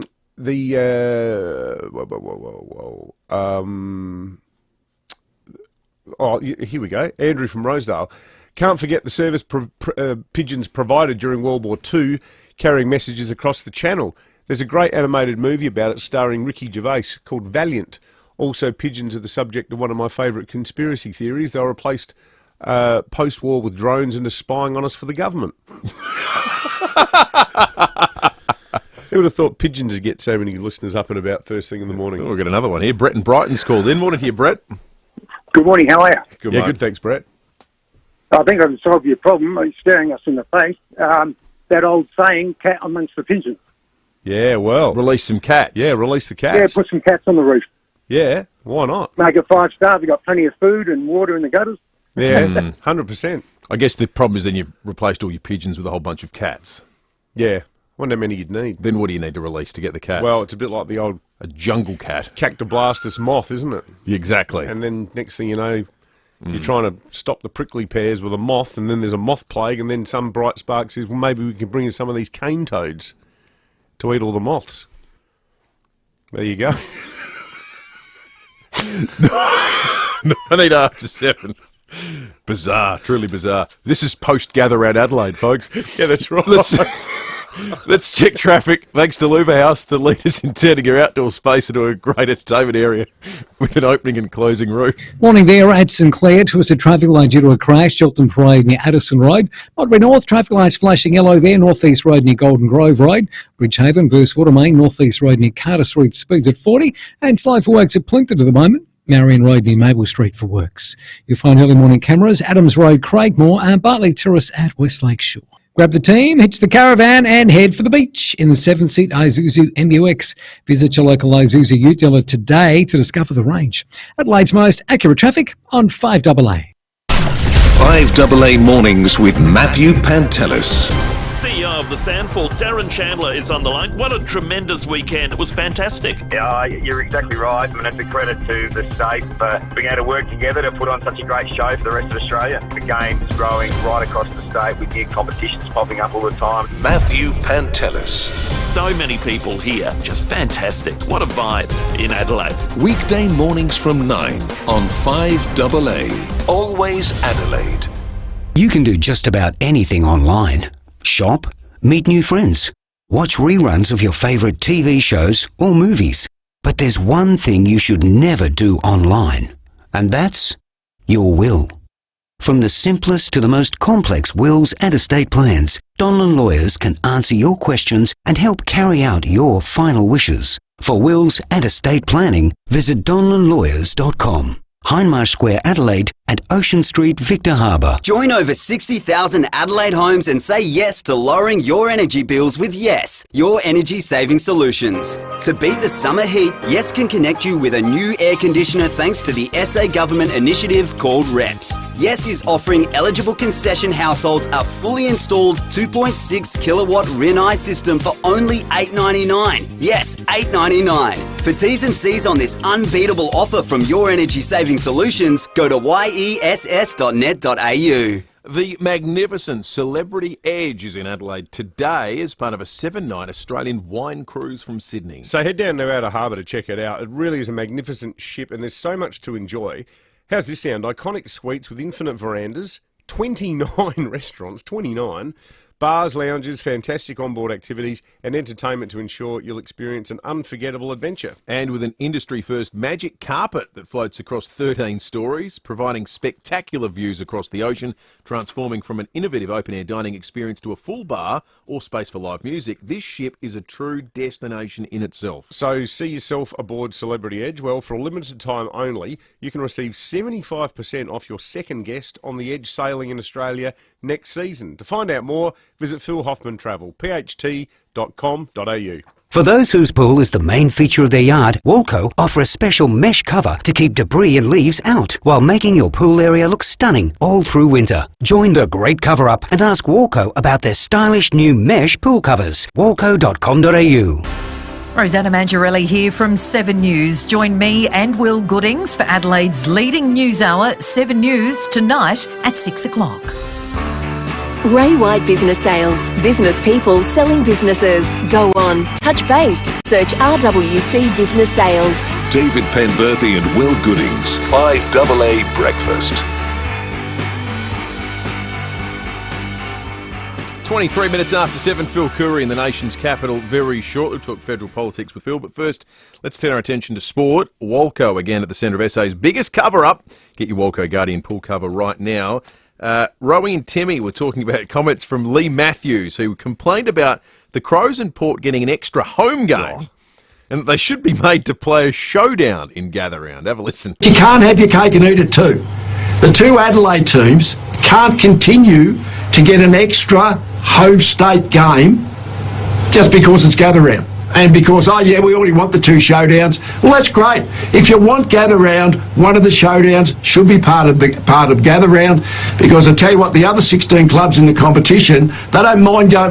They'll accept going to get the Gather Round, but they're not going to accept that continually that Port and Crows get an extra home game. Okay, we split the gate then. We get all the commercial dollars. Well, that's what it's about. What Lee isn't understanding there, it'd be all very well to say, yeah, that's the way to solve it. But commercially, Port and the Crows would make a cent on their showdown. Yeah. It'd go straight to the AFL. Correct. Now, if you're prepared to give us 100% of that money, we'll do it. Both clubs would say, yes, thanks very much. We'll take that, because they would absolutely clean up. And then the extra game is at the MCG. Yeah, that's what it's about. And thank you, Dan, for bringing it up. Have your cake and eat it, only if you're Victorian, apparently. Yeah. Well, they've had the cake, baked the cake, eat the cake, and ordered another one. And then they've got the cake till 2059. How can any Victorian make that argument with a straight face when you look at things like Collingwood's draw this year or going into the Richmond v GWS grand final? From memory, Richmond played something like 13 of their last 15 games that year in Melbourne, almost all of them at the MCG, and in the entire history of the Giants had played at the MCG 5 times. Yeah, It's just crazy. But one of the Scott brothers was crapping on about it as well, with that hangdog expression on his face, like, they're all being victimised. Well, I appreciate that they want to protect the integrity of what is otherwise a completely fair fixture. The thing is, when you said the word integrity, I knew you were being droll.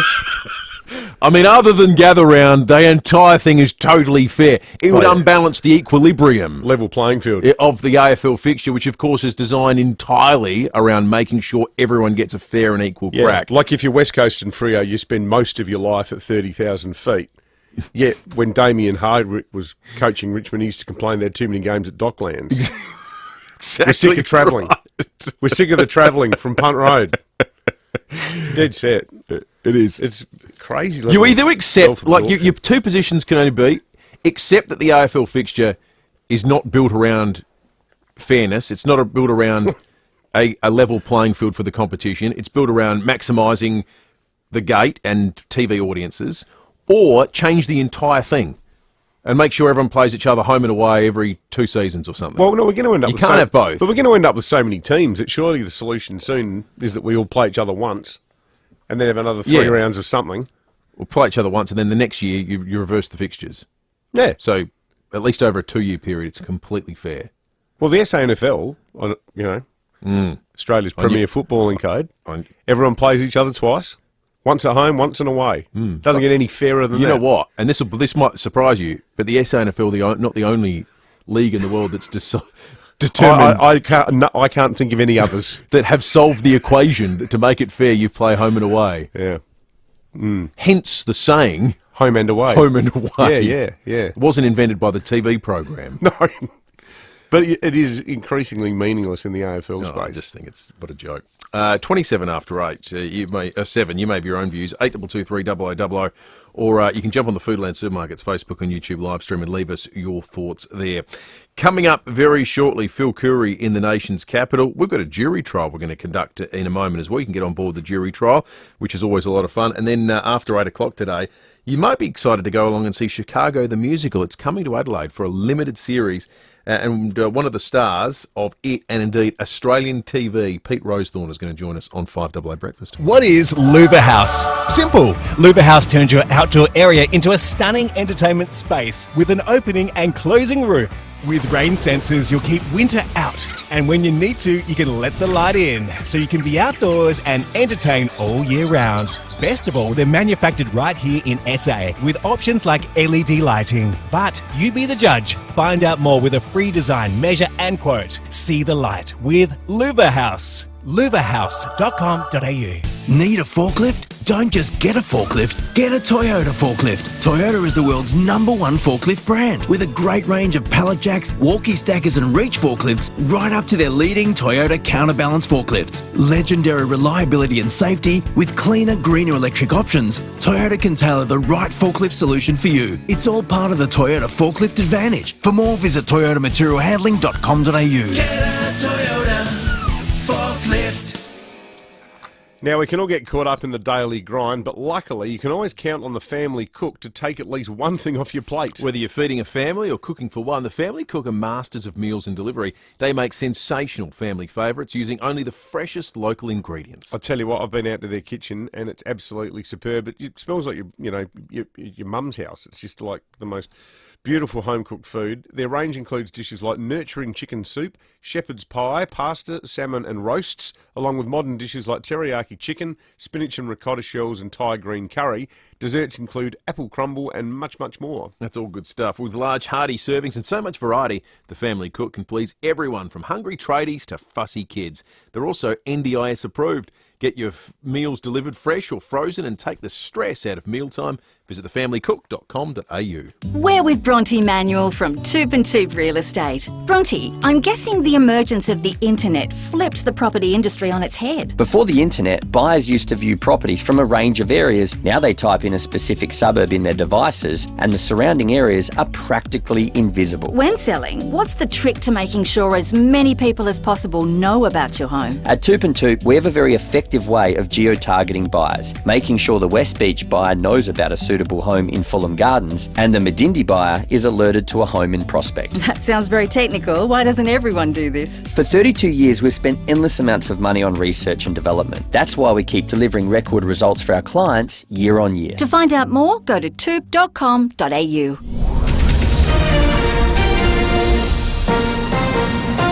This is 5AA News. Always Adelaide. Cloudy and 20 today with the 7:30 news. I'm Graham Goodings. Every body is unique. Let the Physio Extra team take care of your specific needs. PhysioExtra.com.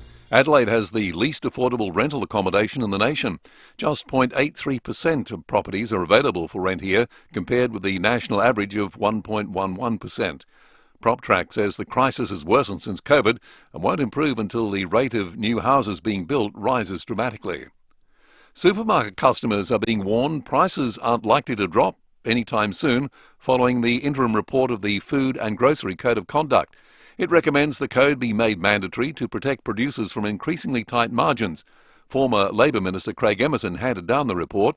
He says it's focused on the relationship between producers and supermarkets. And the way that this can work through well for shoppers is if suppliers can get a reasonable return on their investments, they'll have enough money to invest in new technologies that reduce the prices that they charge while still making money. The age at which people retire is expected to rise as a result of better health and education, along with more flexible working options. Currently, a 45-year-old woman would retire at 64 and a man at 66. KPMG analysis suggests a 25-year-old can expect to be working until the age of 70. A drunk driver crashed into a shop wall on Anzac Highway at Glenelg North yesterday. Senior Constable Jen Cullinan says luckily it caused only minor damage and no one was injured. She was breath tested and produced a reading of 0.228, which is 5 times the legal limit. She's a 51-year-old woman from Glengarry. She's been reported for aggravated due care and drink driving. She's lost a licence, she's lost a car, and she's going to court at a later date. Meantime, the number of lives lost on our roads has been revised down following an investigation into the death of a man at Hackham on Sunday. His car hit a tree on States Road, but the 59-year-old's death was due to other factors and won't be counted in the road toll. The current number of lives lost is 26 compared to 43 a year ago. Stormy Summers will be laid to rest later this week, with her friends appealing for help to cover funeral expenses. They have set up a GoFundMe page and are hoping to raise $11,000. Stormy was high profile for many years, the famous Adelaide Madam even running for Lord Mayor at one point. But when she died following a brief illness last month, the 77-year-old had very little. Friday's service at Centennial Park will be open to the public. Tens of millions of people have paused around the world to witness a total solar eclipse. Texas in the United States had one of the best viewing spots for the phenomenon, with the moon perfectly covering the sun for 4 minutes.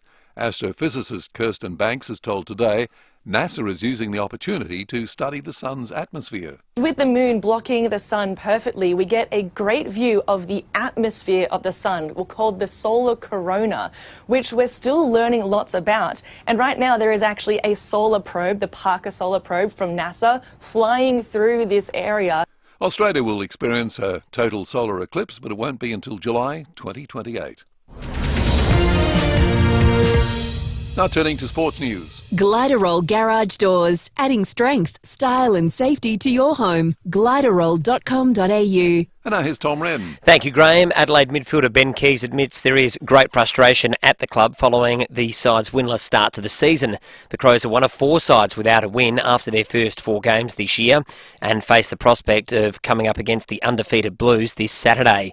Keys telling Rowie and Timmy G they're trying to stay positive. Yeah, really frustrating, of course. You know, you want to get off to a good start and win some games, and we haven't been able to do that. But yeah, not panic stations. You know, we have to try and address what we need to, but also, stay upbeat and optimistic because, as you said, or as Tex said, there's a long way in the season to go. Well, meantime, Richmond coach Adam Uze has rejected concerns over score reviews ruining the flow of matches. Umpires have been criticised for reviewing too many close calls, slowing down the game. Uze told Fox Footy he's happy with the process as long as the correct call is made. We want the right decision, so if we have to look at obviously more opportunities to make sure we get it right, well then we've got to take that 30 seconds and make sure it's right. We can't go through what we did last year with Adelaide, and so we can't have it both ways. If you want it right, it's going to take a bit of time. You've got to feel for the goal umpires. They don't want to be that goal umpire that gets it wrong. And live golfer Joaquin Niemann has had a pop at the world rankings ahead of the US Masters, calling them a lie. The Chilean is rated one of the best chances to win the green jacket, but is currently ranked 93rd in the world. And that's the 5AA Sport. Now checking 5AA traffic. Lynn Andrews Real Estate, experts in commercial and residential property management. lynnandrews.com.au. Morning there at St Clair. Look out for traffic lights on blink after an earlier car accident there. That's on Cheltenham Parade near Addison Road.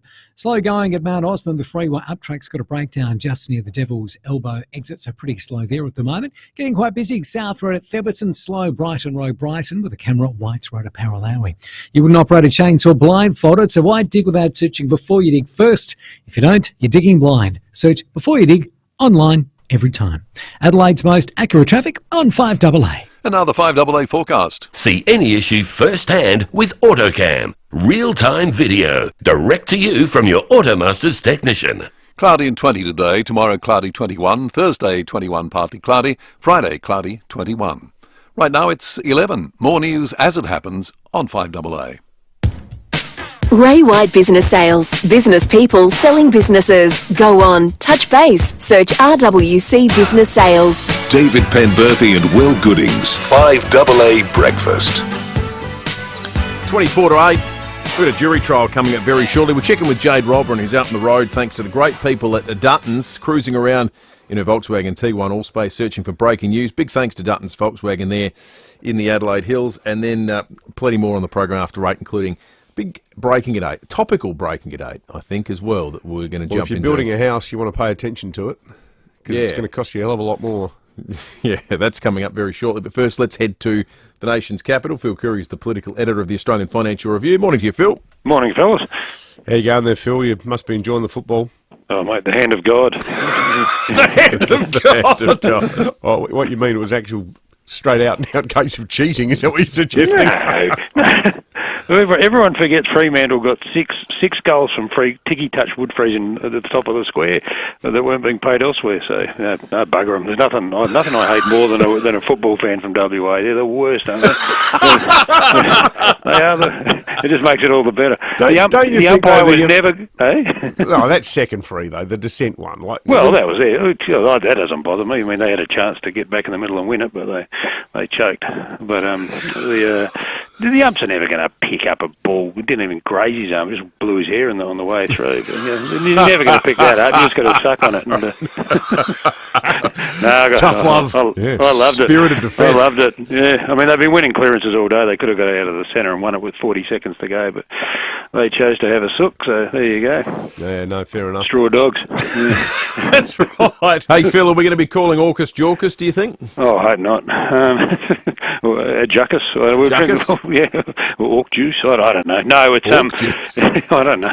It's look, it's significant. This is for your listeners. AUKUS is that security pact between us and the Americans and the British that Scott Morrison put in train, and Labor seems to have sort of co-opted as their own. But now the Japanese want in as well.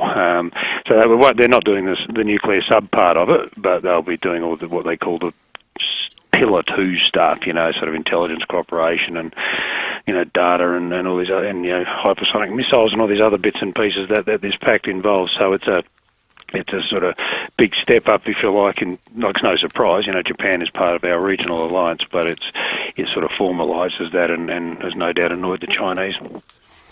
So, Phil, what's going on with the NDIS at the moment? I saw some. You tell me. Yeah, it's crazy, isn't it? Some of the stories that are emerging of, really, really serious, like convicted murderers and so forth, being able to get on the NDIS once they've been mystifyingly freed from jail. But just bizarre. Then they're entitled to this robust special disability accommodation.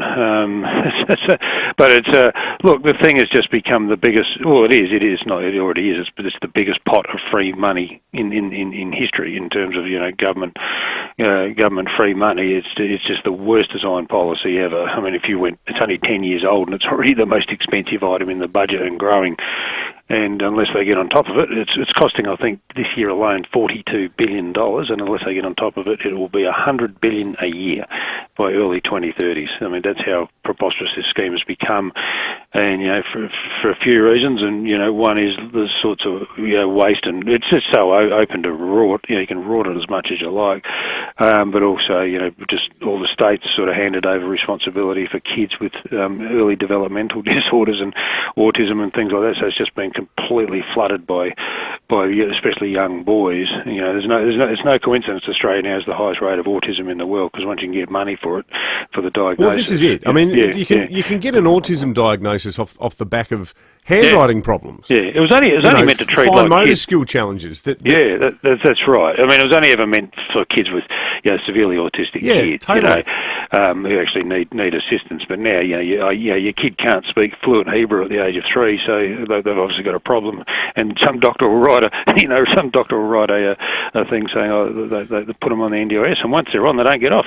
They just keep getting it, and it's just become the biggest free money thing in the country. So, and this is just another example of this is not what it was designed for. It was designed for the permanently and significantly disabled. That's to help. That's what it was meant to grow in cost at 4% a year. It's currently growing at 21% a year, and the government is trying to get it back to 8%.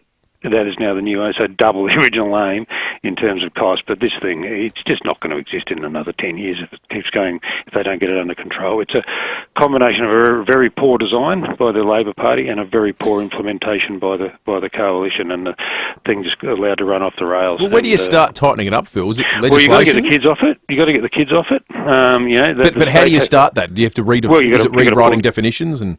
Yeah, the Bill Shorten announced 2 weeks ago he put a bill into Parliament with all these changes. They did a big review of it, and this review said you've got to do all these things, and that's how you'd get it under control. So they put a bill in, and it does have now, there are powers in that bill for kids to be kicked off it that shouldn't be on it, but the states have to step up and pick up the cost for that. And Malinauskas amongst others, they had a big revolt. They don't want to do that, even though they did a deal late last year with the government. They got this extra GST money and health funding and stuff like that in return. They now realise how much it's going to cost them. So it really requires the states to cooperate, and you've got to change the way it's done. You've got to get rid of these cowboys who are just exploiting disabled people, and there's a bunch of rules to try and stop that happening. A thing called plan inflation. So if you get a plan, it gets renewed every year. So every year it goes up by inflation.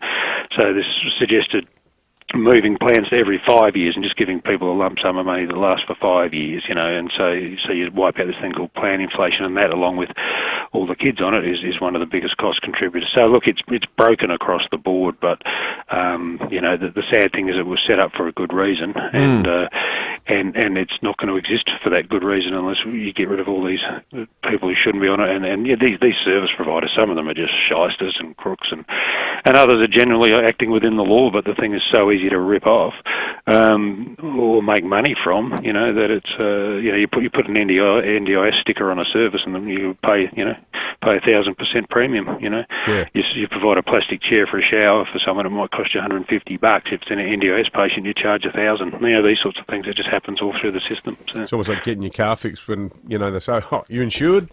And, ching. $300 spark plug. Yeah, exactly. Yeah, exactly. Anyway, but they're onto it, but whether they can fix it, we'll never know. But go the Blues, eh? Yeah, absolutely. Good on you, mate. Phil Curry, the national political editor of the Fin Review. Geez, he came out all guns blazing about the furore over the end of the Carlton game. Did he ever?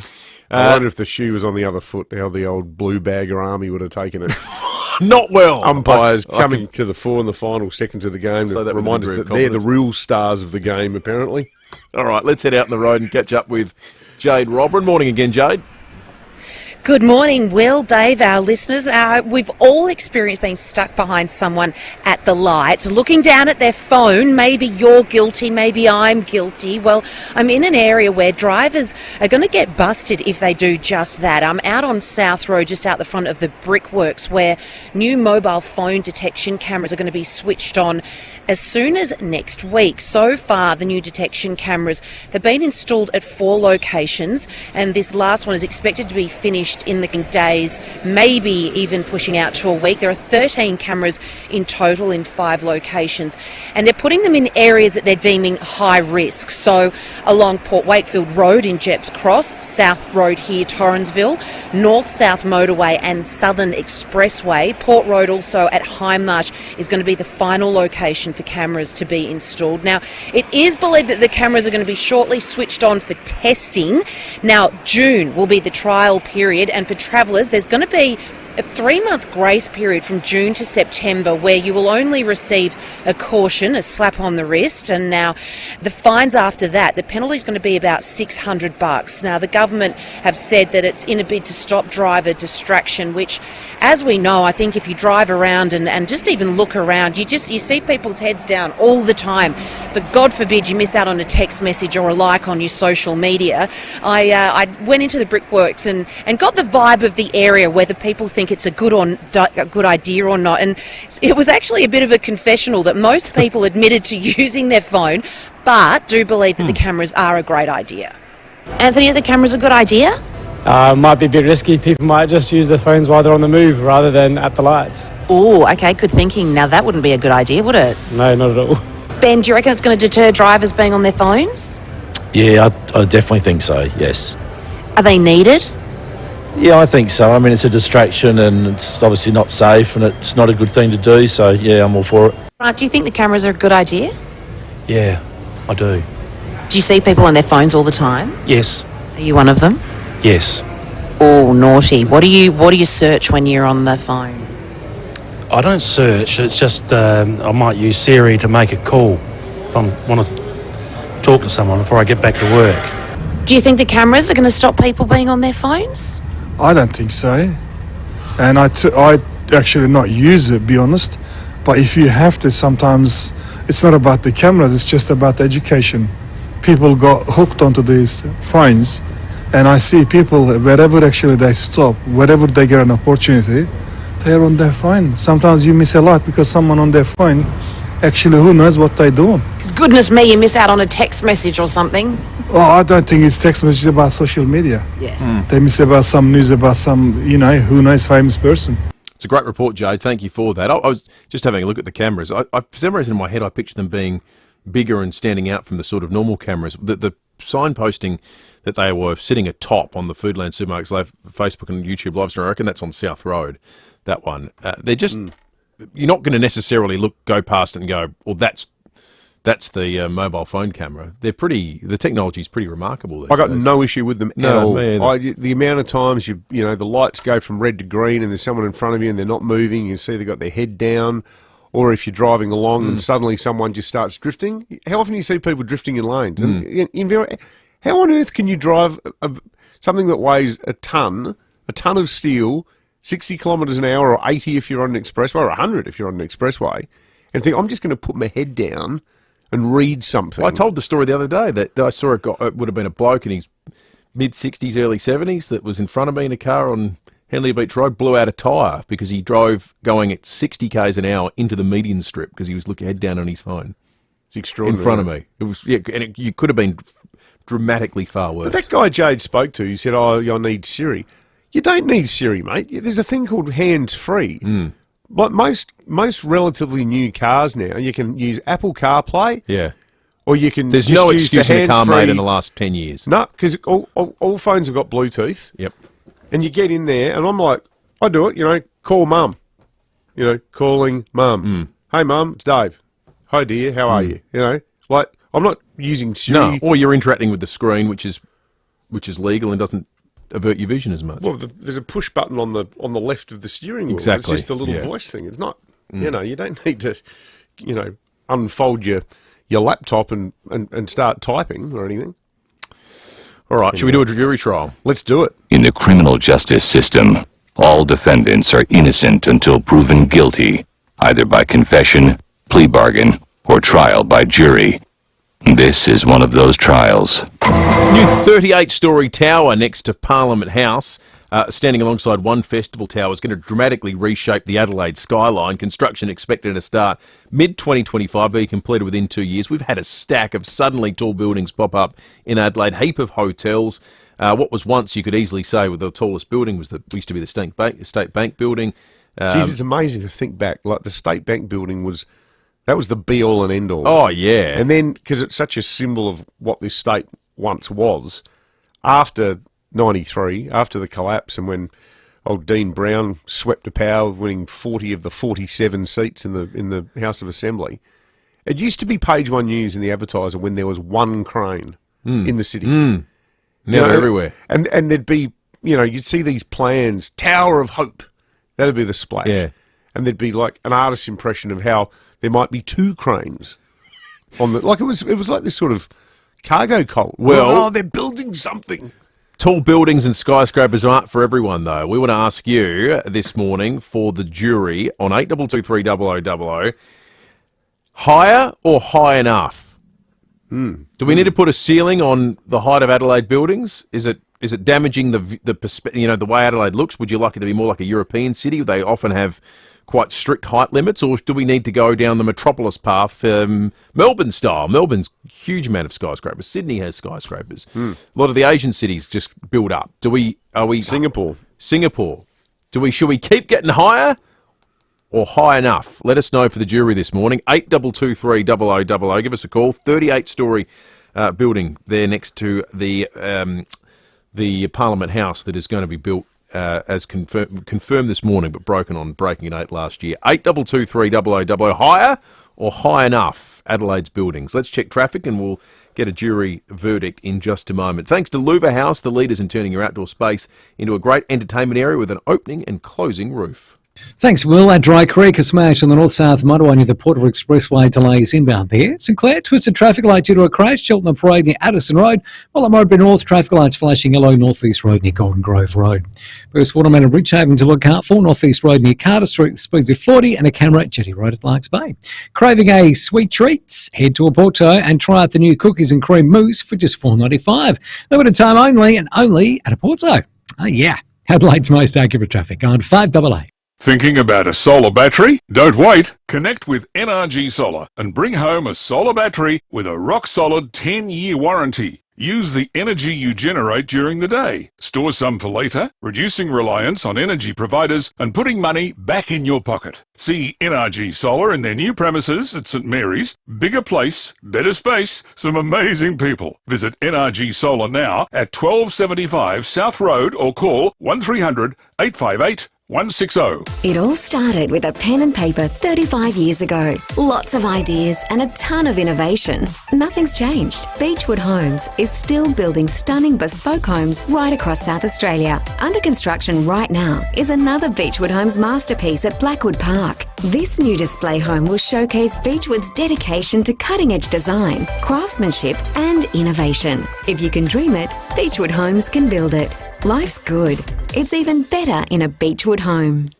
Now, it's always handy to have a mate with a bus, a van, a truck or a ute, but they rarely have all four, and they can't promise 5-star service. That's why Avis Truck Rental Adelaide is the best mate you can have. They've been SA's go-to vehicle rental company for decades, helping work go smooth and holidays go ahead. So whether you need a bigger set of wheels to get the job done or just get away, they have you covered. Lovely family too. With their fleet of vans, buses, utes and trucks you can drive without a car licence, they're sure to help you turn got a problem into not a problem. Avis Truck Rental Adelaide, open 7 days at 416 Port Road, West Hindmarsh. Book online at avis.com.au or call 8241 5200.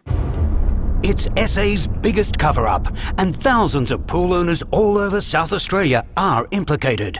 Who's at the centre of it? Walco, of course. Put your pool to bed for winter with a Walco Guardian pool cover. Made right here in SA, a Walco Guardian pool cover will preserve your chemicals, keep your water clean, and you won't need to run your pump. The savings are amazing. Join the great cover-up and get a Walco Guardian pool cover. Visit walco.com.au. 5AA Breakfast is streaming live right now. To watch, simply head to 5AA on Facebook or YouTube. Ray White Business Sales. Business people selling businesses. Go on, touch base, search RWC Business Sales. David Penberthy and Will Goodings, 5AA Breakfast. 6 to 8. The jury topic already raging on the Duttons text line this morning. And I've got to say, this will be an interesting jury because it's evenly split. We've got a few spots on the jury still available. So if you want to render your verdict, call in right now on 8223 0000 whether Adelaide should get higher or whether it's high enough. A new 38-storey building announced for that festival space next to Parliament House on North Terrace. People seem to be passionately one way or the other. Maybe we should read a couple of texts before we go to the official jury. Yeah, as I say, a few spots available, 8223 0000. Karen from Craigmore's a hard no, saying high enough, no more tall buildings, please. Then there's others, such as this one, higher, so long as they're aesthetically pleasing and have space for residential housing. And another one, higher, I think that it looks good mixed in among the traditional buildings. 8223 0000. Higher or high enough? Adelaide Skyline. In the criminal justice system, all defendants are innocent until proven guilty, either by confession, plea bargain, or trial by jury. This is one of those trials. All right, let's go to juror number 1. Higher or high enough? Two-part answer. High enough as in height, but more of them given they're my core business, please. Good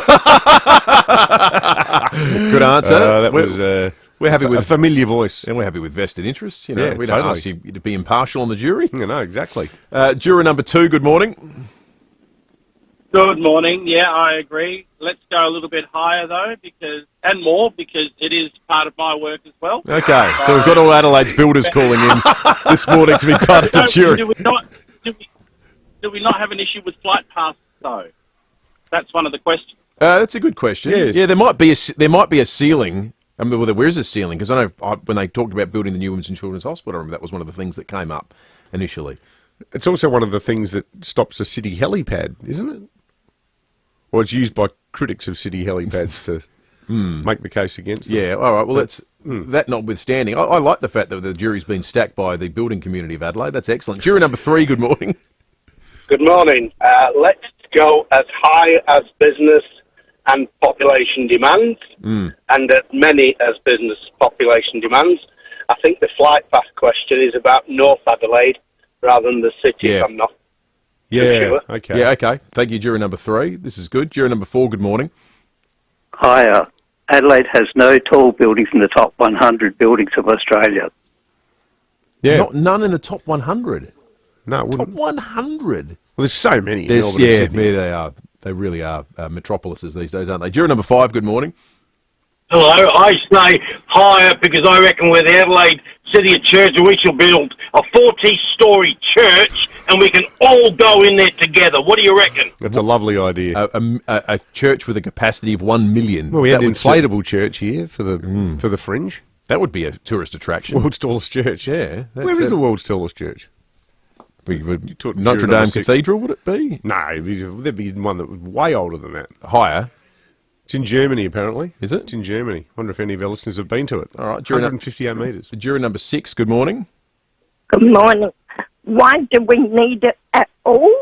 We've got enough empty buildings in the city. Utilise them. So definitely 0. Okay, thank you, juror number 6. I think, though, the verdict was largely higher, wasn't it, in the end? Overwhelmingly Majority so. verdict higher? And, you know, probably because we had a lot of people working for the Grollo group ringing in. But no, it was a comprehensive higher. I think even without the stack, I think most people would say, yeah, we can go a bit higher. As long as they look good. Olmminster is the highest church in the world, 161.5 metres. So that would be significant even in Adelaide. It is in Germany, in Ulm, as you might have imagined. The second tallest is in the Ivory Coast at the Our Lady of Peace Basilica. Côte d'Ivoire. Exactly right. All right, it's time for 5AA News. Breaking at 8 is coming up next, and there is a bit of a building theme. The business sector has had incredible advances in AI. One Solution can show you how AI can streamline your business, introducing efficiencies you never thought possible. You'll save money and time, unlock new growth avenues, and you'll be keeping up with the rest of the business community.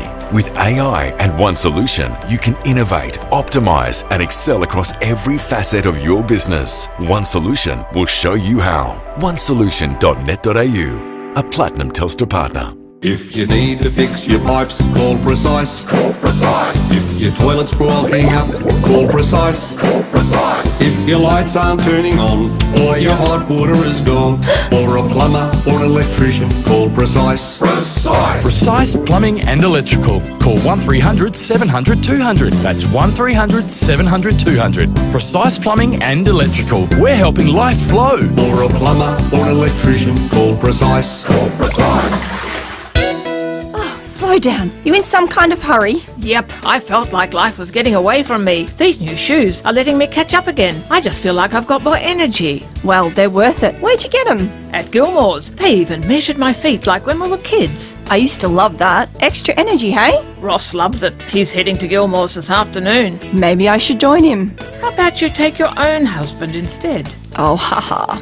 Gilmore's Comfort Shoes, South Road, Melrose Park, opposite Castle Plaza. Now, let's see what's in the swear jar at Buy Urban Bathrooms and Kitchens. Oh, wrong swear jar. This is it. From Martin the Tiler, affectionately known as Millimetre Martin. He swears you'll love his millimetre-perfect craftsmanship. And here's one from Rick the Plumber. Rick swears to always clean up after himself, guaranteed. For a team that swears to deliver on quality and service, see Buy Urban Bathrooms and Kitchens, Adelaide's home renovation experts. Up-to-the-minute news for South Australia. This is 5AA News, always Adelaide.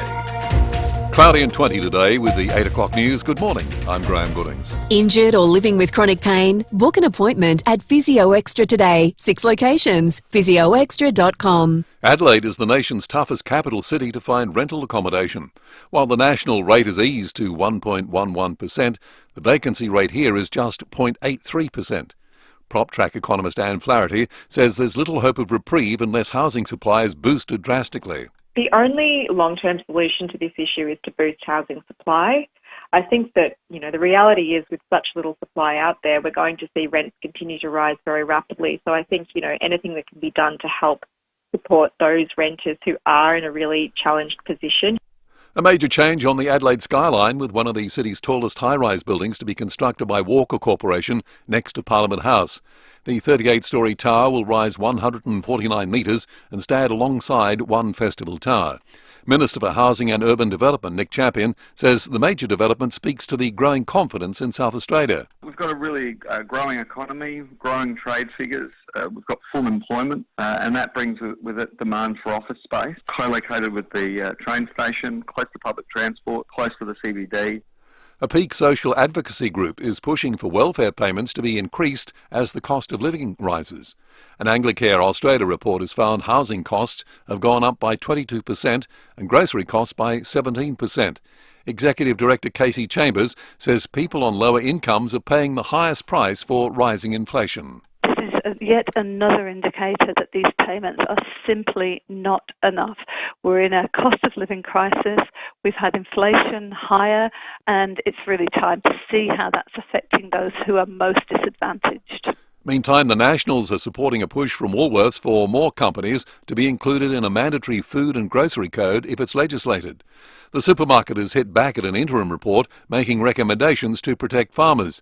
National Senator Bridget McKenzie says Coles and Woolworths need greater regulation, but so do other retailers. We've got large multinationals in the supermarket ring who aren't captured, so I'd like to see this expanded over time. And obviously the Nationals and now the Liberals are wanting to see divestiture powers as part of our competition law going forward.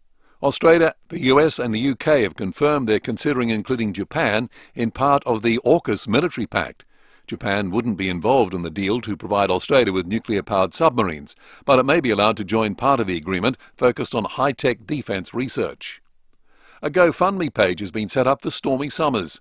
Mel Usher says it's to pay the funeral costs of Adelaide's most famous madam. Stormy Summers died last month at the age of 77. Her final years lived out of the spotlight. She passed away on March 17 after a short illness and will be laid to rest at the end of the week. But friends are rallying to find the money to pay for her funeral, saying the former brothel owner had very little at the end. They're hoping to raise $11,000 via a GoFundMe page over the next couple of days. Stormy's funeral will be held at Centennial Park on Friday and will be open to the public. The page can be found at gofundme.com, then search for Stormy Summers. Now turning to 5AA Sport. Colours, custom design, any house, any style. Gliderol Garage Doors, gliderol.com.au. And now here's Tom Wren. Thank you, Graham. Port Adelaide has a selection headache ahead of this Saturday night's clash at home against Fremantle. The Power are set to welcome back Sam Powell-Pepper after he served his 4-match suspension. But that begs the question, who'll come out after a successful return from injury for Mitch Georgiades? Assistant coach Josh Carr telling Rowie and Timmy G the coaches were thrilled with what they saw from Georgiades against Essendon. He showed us that he can play a different role, playing higher up the ground, and yeah, at times he was playing deep when Atul was resting or Atul on the ruck, but he showed that he can play higher up the ground. So there's flexibility with the team and what we can pick, and we'll have to wait and see what we go with. Meantime, the AFL has no plans to introduce a captain's challenge rule for contentious umpiring decisions.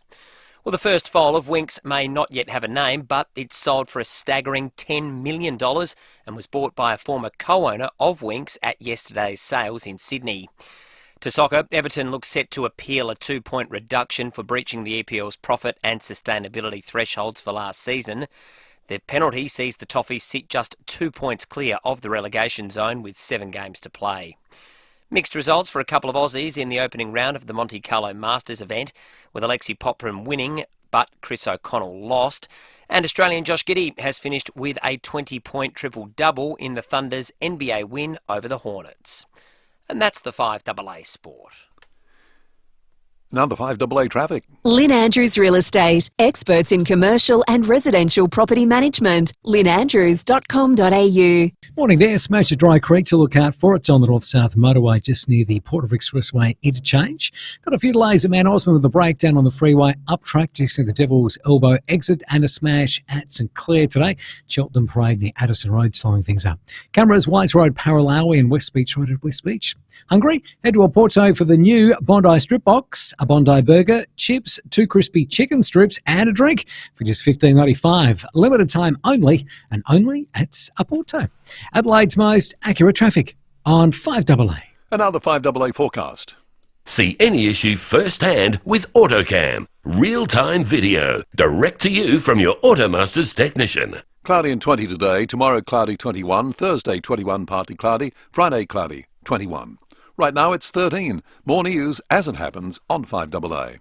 Join over 60,000 Adelaide homes and say yes to lowering your energy bills with Yes, your energy saving solutions. To beat the summer heat, Yes can connect you with a new air conditioner thanks to the SA government initiative called REPS. Yes is offering eligible concession households a fully installed 2.6 kilowatt Rinnai system for only $8.99. Yes, $8.99. For T's and C's on this unbeatable offer from your energy saving solutions, go to yess.net.au. Streaming live via the 5AA Player app on DAB Digital Radio and on 1395 AM. This is 5AA, always Adelaide. Ray White Business Sales. Business people selling businesses. Go on, touch base, search RWC Business Sales. David Penberthy and Will Goodings, 5AA Breakfast. 8 after 8, breaking 8 coming up in just a moment. We caught up with Jade Robran, who's out on the road this morning, providing insights the likes of which you're not going to hear anywhere else. I mean, where once you heard about a break-in on Grange Road, now you hear from the people that have been broken into. And as part of a series of interviews, we played one earlier. We're going to play another after 8:30. She's spoken to one of the victims of these break-ins. And these stories are important to be told. They're important to be heard. These people aren't statistics. They have lives. They have businesses. They're trying to employ people.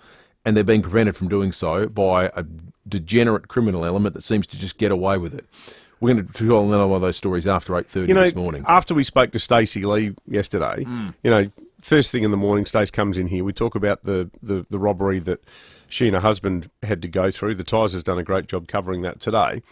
But, you know, on any normal day, Stacey would be in here with us, then she'd be preparing for a show. Now, obviously, you know, she was still preparing for a show yesterday, but she was running around like a, you know, blue backsided fly because she had to go off, meet the insurers, just all the logistical stuff, and it takes you away from your job. And, you know, if you're a salaried person, that's one thing. It's annoying. But if you're running a small business and you're taken away from your job, your job is, you are it. You know, like if you can't open the shop, you don't make any money. So, you know, the impact that it has on small business people who've got no backup to keep things on the road is a hugely, you know, damaging thing for people. And increasingly, as we've seen over the last month or two, these places are seen as a soft target. Yeah. Soft target. And you wonder too, like 14-year-olds running around doing it. You know, they're smart enough to know that they're probably not going to end up in jail.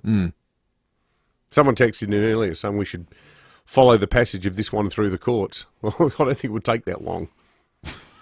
No, it's not going to be the trial of the century.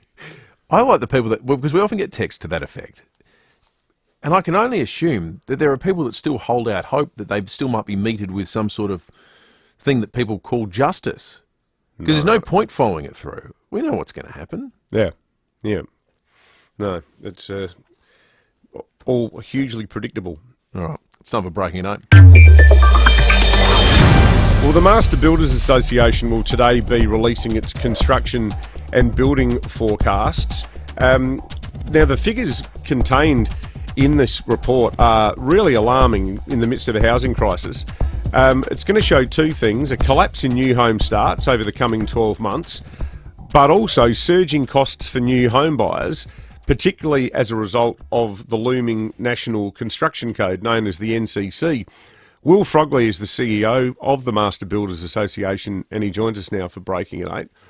Will, when you consider how much pressure there is with house prices, the rental crisis, the fact that we're going to have fewer than 10,000 homes being built in SA next year is genuinely alarming.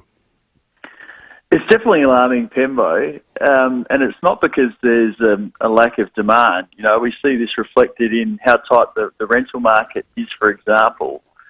But I guess what we're seeing at the moment is something that's becoming increasingly frustrating for not only people in the industry, but also first home buyers. And, you know, it's frustrating because I think the Malinowski government in general is showing that it's got a strong vision for the state and it wants to get serious about housing in particular. You know, we're seeing this with things like stamp duty being abolished and large land releases. So they want to ease the pressure on housing and affordability. However, their attitude towards regulatory changes affecting the housing market at times seems completely out of step with its overall approach. And the latest example is a proposed statewide bushfire hazards overlay code amendment. And in a nutshell, what these proposed changes would do is move about 97,000 current homes into higher fire risk zones. Yeah, right. And most concerning really about this, Pembo, is that major greenfields, planned or ongoing developments will be moved into higher risk. We're really talking here suburbs like Riverlea, Two Wells, Playford, Virginia, Aldinga, Port Noarlunga South, etc. And independent modelling by bushfire risk management company SA Bushfire Solutions shows this would add between $13,000 and $21,000 to the cost of an average home built within these areas. So this in terms of what it actually means for the house that you're building, so it would mean that you submit your plans and then the council comes back and says, no, you need not one but two rainwater tanks. You need a dedicated pump for the local fireys in the event of a fire. You need special fireproof flywire screens. You need certain widths on your gutters. It's all that sort of stuff, isn't it? It's all that kind of stuff. So let's try and give you a good example. So let's look at somewhere like Riverlea out north where about 30,000 people will live. That's going to be a residential area characterised by lakes, parks, bitumen roads, etc. So in many respects, Riverlea is going to be similar to Mawson Lakes. Now, these proposed changes would make everyone have a large firefighting water tank and use unnecessary building materials, the tanks alone will add about $5,000 to the build. But they're also harder to fit on tighter blocks, etc. Imagine massive water tanks all through Mawson Lakes. That's pretty much what's being proposed. Well, a lot of the blocks are quite small as well, so it creates a real design issue for the smaller, more affordable blocks. Yeah, absolutely. So I guess what our frustration is that more than 30,000 proposed homes would be affected in the middle of a housing crisis. We're already seeing housing affordability being badly squeezed. The median house price has really jumped by, I think, more than 50% to 740,000 over the past 3.5 years. We've seen land and building costs increase significantly over the last few years, and that rental vacancy rate, I think, is at an all-time low. So why, during a severe housing shortage, is the government pushing forwards with regulations that's going to put further pressure on construction costs? It just seems like complete madness. Isn't there a bit of a sort of double standard here too, where, I mean, I would imagine a lot of the people who are making these decisions on environmental grounds or whatever are living in sort of, Federation villas somewhere in the leafy inner suburbs, as opposed to being forced to pay through the nose for all this extra stuff in areas that will probably never catch fire anyway. Yeah, that's exactly right. These kind of ideas are pushed by people who generally don't have to pay for the ideas that they come up with. So, yeah. But the poor first home buyer has to. So, yeah. I mean, these issues are pretty well aired, that there's a housing crisis, a rental crisis, etc. So you can only assume that the bureaucrats just don't care. So is your message then, Will, to the Malinowskis government, that basically they're undoing all the good work they've done by trying to, rein in stamp duty and not increase taxes and all of that by letting the National Construction Code be so onerous? It's the National Construction Code. That's a separate issue. That's coming in October this year, but that will also add about 15 to 20k to the average home build on the Adelaide Plains. So you can see if you add 15 to 20k for that, plus you add 13 to 20k for bushfire changes, all of a sudden you've completely wiped out the benefits of abolishing stamp duty, which was a great move by Treasurer Mulligan. So, yeah, really, I like Minister Champion. I think he's a good bloke, but he's got to be tough here. He's got to stare down his bureaucrats, and he's got to stand up for first home buyers and stick this proposed change in the bin where it belongs. Yeah, good stuff. Will Frogley there, the CEO of the Master Builders Association. Thanks for joining us. Just crunching some numbers while you guys were talking then. Fewer than 10,000 new homes to be built. So based on the publicly available data that's out there right now, there will be a natural growth in Australia's population over the next financial year of 362,000 people. If we take our share of that, 8% of the overall population of Australia, considering an average house occupancy according to the last census of 2.5 people, we need another 11,584 homes to be built in just the next year, just to keep up with the increase in population and migration. And we're on target to build, how many? 9,500? 9,500. So we're 2,000 houses behind. So not only, this is even given what the government's trying to do with accelerating house growth. Is that population growth, or does that include immigration? That includes immigration. Okay. So right now, as it stands, even with all the things that are being talked about and done, based on those numbers from the Master Builders and Will Frogley, the housing crisis isn't going to be improved. In fact, it'll be 2,500 homes worse off this time in a year. Yeah. We are a million miles from fixing this problem in Australia. Yeah. And this is Adelaide. I'm calculating this on the basis of 8% of us taking an 8% share of the migration intake. It could well be worse than that. Higher. Yeah, that's right. Yeah. So we're going backwards at a rate of a couple of thousand homes over the next year. Yeah, no, that's a crisis. Well, it's already a housing crisis. Talk to anyone trying to find a rental property. Well, look, talk to them in a year's time and see how they're going. The Advertiser was interesting this morning. 2 stories on page 4 and 5. Adelaide, worst for a rental affordability in the country at the moment. Vacancy rate rose by 0.03%. Currently, though, it's 0.83%. So 99.2% of rental accommodation in Adelaide is taken up. And at the same time, we've got this story about new home starts sliding. Good luck getting a rental in Adelaide over the next 2 years. Yeah, absolutely. 18 minutes after 8, we're going to check traffic and come back with more in just a moment. Thanks to Luba House, the leaders in turning your outdoor space into a great entertainment area with an opening and closing roof. Thanks, Will. At Dry Creek, a smash on the north-south motorway near the Port River Expressway, delays inbound. At St Clair, twisted traffic light due to a crash. Cheltenham Parade near Addison Road. At Wingfield, a smash on the Salisbury Highway causing delays inbound near South Road. Mount Osmond, a breakdown on the freeway up track to the Devil's Elbow exit with a camera. Kings Road, a Paralawi. Can't live without Netflix? Join the AGL Netflix electricity plan with Netflix included for the life of your plan. Visit agl.com.au today. Adelaide's most accurate traffic on 5AA. The 5AA Sports Show. Stephen Rowe and Tim Jennifer. Here you have a list of Lee Matthews. You can't have your cake and eat it too. The two Adelaide teams can't continue to get an extra home state game just because it's gather round. Have your cake and eat it?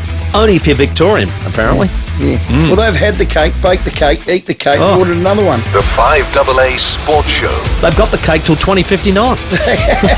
Weekdays from 4 p.m. on 5AA. Always Adelaide. NRG Solar have moved to a new location. It's bigger and better, and their new warehouse is fully stocked with wholesale solar and battery equipment. So, if you're looking to save money on electricity and help our environment, don't wait. Visit NRG Solar at their new office on South Road, St Mary's, where every 3 customers refer someone they know, which means they must be doing something right. Call into NRG Solar at their new premises, 1275 South Road, or visit nrgsolar.com.au. In tough times, it's the simple things that make a big difference. Like $19 schnitzel days at the Birkenhead Tavern, Excelsior and the Lighthouse Wharf. We know the humble schnitty can't fix all our problems, but we do know it'll put a smile on your dial. $19 schnitty, Mondays, Tuesdays and Wednesdays at the Birkenhead Tavern, Excelsior and the Lighthouse Wharf. Making the world a better place, one schnitty at a time.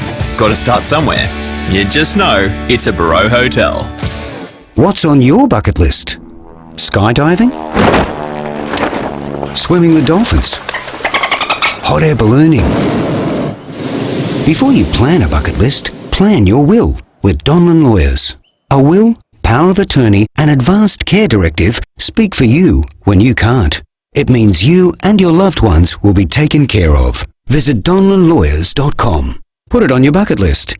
Hindmarsh Square, Adelaide, and Ocean Street, Victor Harbour. Companies and small business that use one solution for their IT management, cybersecurity and AI implementation are always ahead of the curve and ready for anything. One Solution is local too, a full-service technology company right here in Adelaide, offering a diverse range of solutions across IT, telecommunications, phone and mobile systems, cybersecurity and AI. Today, more than ever, it's important to safeguard your business. Do it with One Solution.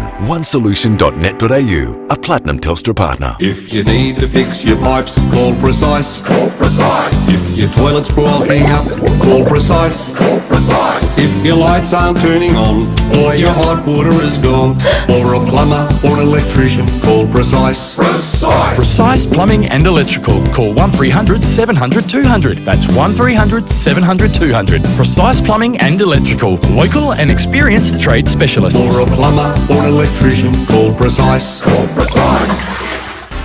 Rosanna Mangiarelli here from 7 News. Join me and Will Goodings for Adelaide's leading news hour, 7 News, tonight at 6 o'clock.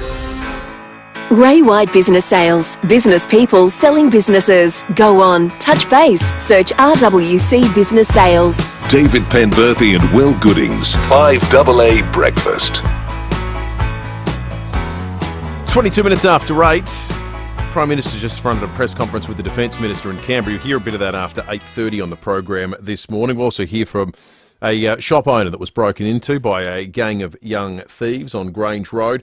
And more on the future of the Crown and Anchor, the pub in town.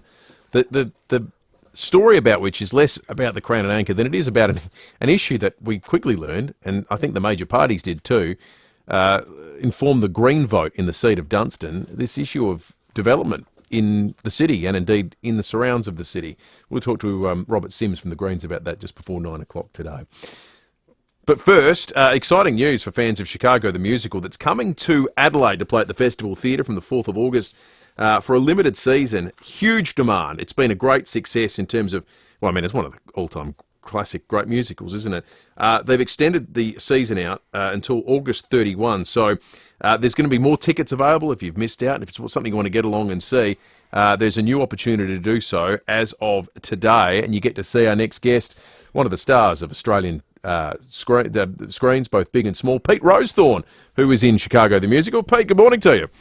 Good morning, boys. Great to be here. Thanks for having me. Great to have you on, Pete. Now, a lot of our listeners would know you from your Kath and Kim days, obviously, mate, as the long-suffering Brett. Yes, the gift that keeps on giving, probably.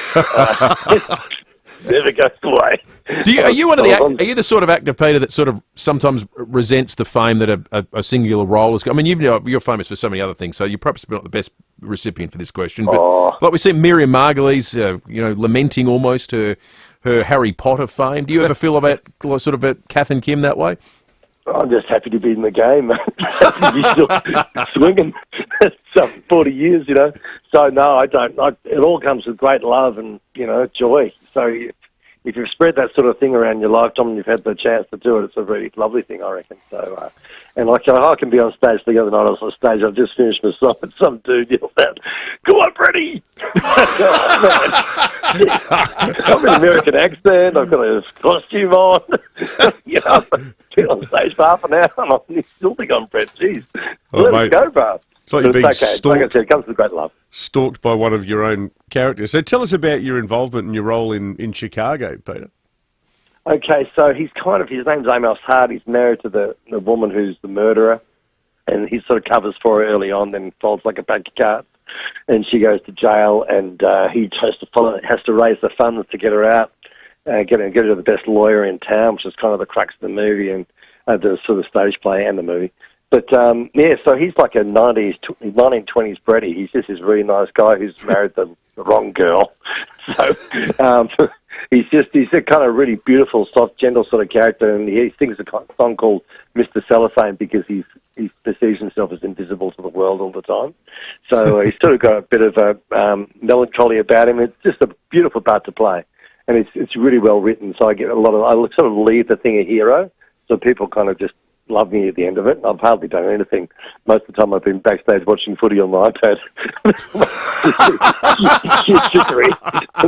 15 minutes of fame. I've just gone, no, they go nuts for me at the end. It's like I feel like I've cheated the whole everyone else in the car.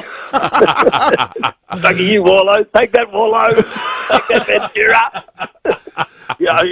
Hopeless Wanda. Oh, that is excellent. But it is a great show to be in. It's got lots of great songs, and people who come from that musical theatre world are just, if they get a part in Chicago, they go bananas. So I didn't really know much about it prior to hitting the rehearsal floor, and I was going, gee, that's a good song. Have you ever seen it? Nah. So I was sort of learning on the fly. Oh, so you hadn't seen it before you were in it? No, I knew that.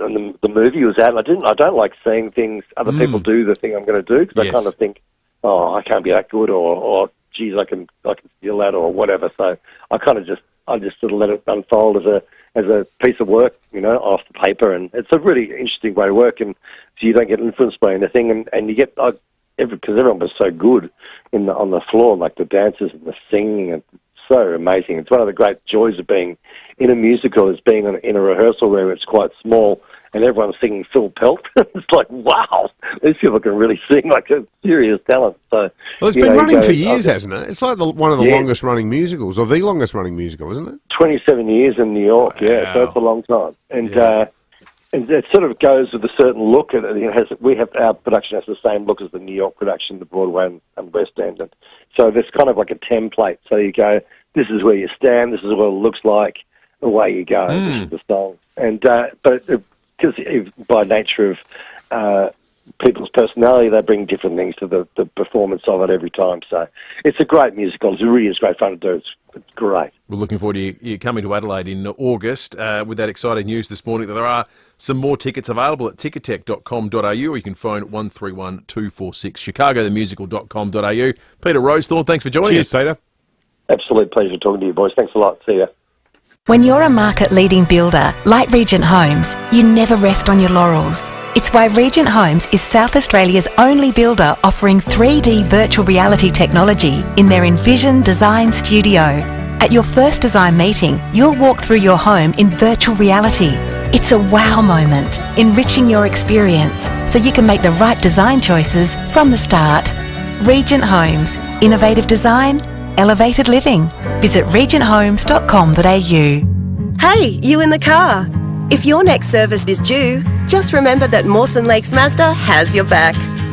We'll take care of you with next day servicing, complimentary loan car, vacuum and wash, and your breakfast or lunch is on us.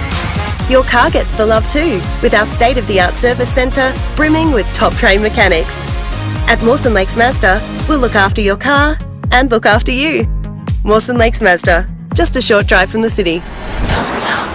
It's SA's biggest cover-up, and thousands of pool owners all over South Australia are implicated. So who's at the centre of this great cover-up, you might ask? Well, of course, it's our friends at Walco. But they're doing it for good reason, to save you time and money. That's right. The best thing you can do right now for your pool and your pocket is to put your pool to bed for winter with a Walco Guardian pool cover. The locally made Walco Guardian pool cover will preserve your chemicals, keep your water clean, and you won't need to run your pump all winter. And then as soon as the warm weather returns, just peel off your Walco Guardian pool cover and you're ready to dive right in. No green and gooey sludge. It won't look like a swamp. It'll be clear, cool and ready to go. So join the great cover-up and get your pool a Walco Guardian pool cover for winter right now. Visit walco.com.au, made right here in Adelaide. Damn it. Ow.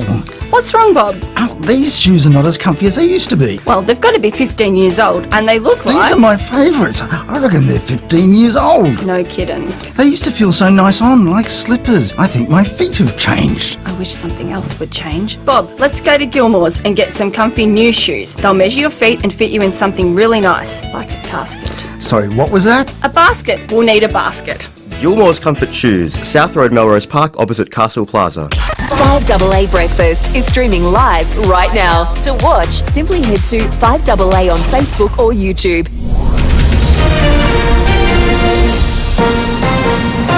This is 5AA News, always Adelaide.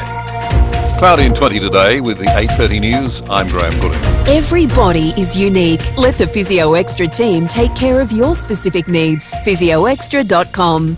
The Festival Plaza will undergo a major transformation, with one of the city's tallest high-rise buildings to be constructed by Walker Corporation next to Parliament House. The 38-storey skyscraper will rise 149 metres and stand alongside one festival tower. Construction is expected to start mid-2025, generating 1,300 jobs and be completed within 2 years. New home starts in SA are set to slide, making the housing crisis worse. It's being blamed on affordability and red tape, with the National Construction Code coming into force later this year.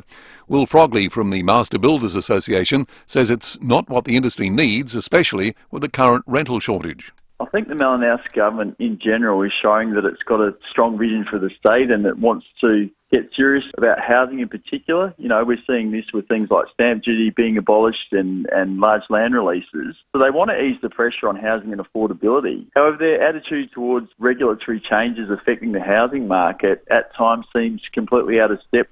Woolworths is pushing back against a report which recommends making mandatory the food and grocery conduct. The interim report says the two major supermarkets should face up to $10 million in fines if they breach the code.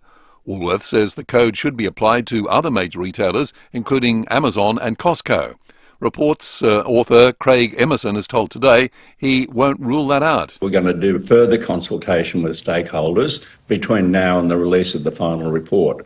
But if we just, Carl, if we threw the net widely over lots and lots of businesses, then sometimes for no good reason they're caught up in more red tape. Latest research shows Australians are working for longer. Currently, a 45-year-old woman would retire at 64 and a man at 66. KPMG analysis suggests a 25-year-old can expect to be working until the age of 70.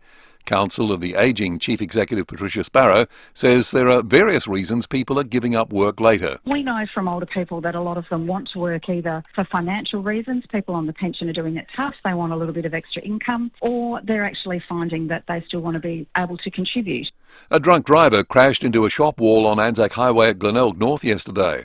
Senior Constable Jen Cullinan says luckily it caused only minor damage and no one was injured. She was breath tested and produced a reading of 0.228, which is 5 times the legal limit. She's a 51-year-old woman from Glengarry. She's been reported for aggravated due care and drink driving. She's lost her licence, she's lost her car, and she's going to court at a later date. Meantime, the number of lives lost on our roads has been revised down following an investigation into the death of a man at Hackham on Sunday. His car hit a tree on States Road, but the 59-year-old's death was due to other factors and won't be counted in the road toll. The current number of lives lost is 26, compared to 43 at this time a year ago. Tens of millions of people have paused around the world to witness a total solar eclipse. Texas in the United States had one of the best viewing spots of the phenomenon, with the moon perfectly covering the sun for 4 minutes.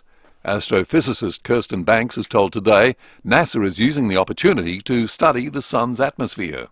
With the moon blocking the sun perfectly, we get a great view of the atmosphere of the sun, called the solar corona, which we're still learning lots about. And right now there is actually a solar probe, the Parker Solar Probe from NASA, flying through this area. Australia will experience a solar eclipse, but it won't be until July 2028. Now turning to 5AA Sport. Gliderol Garage Doors, adding strength, style and safety to your home. Gliderol.com.au. And here's Tom Wren. Thank you, Graham. Port's players will train this morning as they look ahead to Saturday night's big clash against Fremantle at home. The Power will be keeping a close eye on midfielder Ollie Wines after he missed last week with a slight hamstring strain, while Sam Powell-Pepper will return after missing the opening 4 games of the season through suspension. The Crows are set to have a quiet day, while there's still no word on what official sanction Jeremy Finlayson will receive from the AFL for his homophobic slur last weekend. Australian golfer Jason Day has given himself plenty of time to settle in at Augusta ahead of the Masters this week. The world number 21 arrived late last week to get a full week of practice in before things get underway on Thursday night. Day says there have been times over the weekend when he's had the entire place to himself. After the women's amateur on Saturday, I was the only one out in the golf course, and it honestly felt like I could pass away right now and I'd be very, very happy. You know, it was spectacular. Let's hope it goes well. Let's get to cricket. Mitchell Starc's lean run in the IPL has continued. He's failed to take a wicket in Kolkata Knight Riders' 7-wicket loss to Chennai, finishing with the worst bowling figures in his team, none for 29 off 3 overs. And Everton set to appeal its 2-point deduction for breaking the profit and sustainability rules in the English Premier League. It's the second time the Toffees have been hit with a deduction this season and leaves them hanging just 2 points above the relegation zone. And that's the 5AA Sport. Now checking 5AA traffic. Lynn Andrews Real Estate, experts in commercial and residential property management. lynnandrews.com.au. Morning there at Dry Creek, a smash on the north-south motorway near the Porter Expressway, delays inbound. At St Clair, twisted traffic light due to a crash, Cheltenham Parade near Addison Road, and Wingfield a smash on the Salisbury Highway causing delays inbound near South Road. Burst water main to look out for at Ridgehaven, North East Road near Carter Street with a camera this morning, Peachy Road at Davern Park. Fiji Airways global sale is on now. Return flights to Fiji from $624. Book at FijiAirways.com or visit your travel agent. Conditions apply. Adelaide's most accurate traffic on 5AA. Now the 5AA forecast. See any issue firsthand with AutoCam. Real-time video. Direct to you from your Automasters technician. Cloudy and 20 today, tomorrow cloudy 21, Thursday partly cloudy 21, 21 also Friday and cloudy. Right now it's 14. More news as it happens on 5AA. Ray White Business Sales. Business people selling businesses. Go on, touch base, search RWC Business Sales. David Penberthy and Will Goodings, 5AA Breakfast. 23 to 9, refuel for less and stay ahead of the cycle with the REA app's new Fuel Trends feature. Petrol's still high this morning, average across Adelaide about $2.15. The cheap spots we've been able to see, cheap, extended the definition of the term cheap. $1.99 at the OTR on Glenburn Road in Tranmere.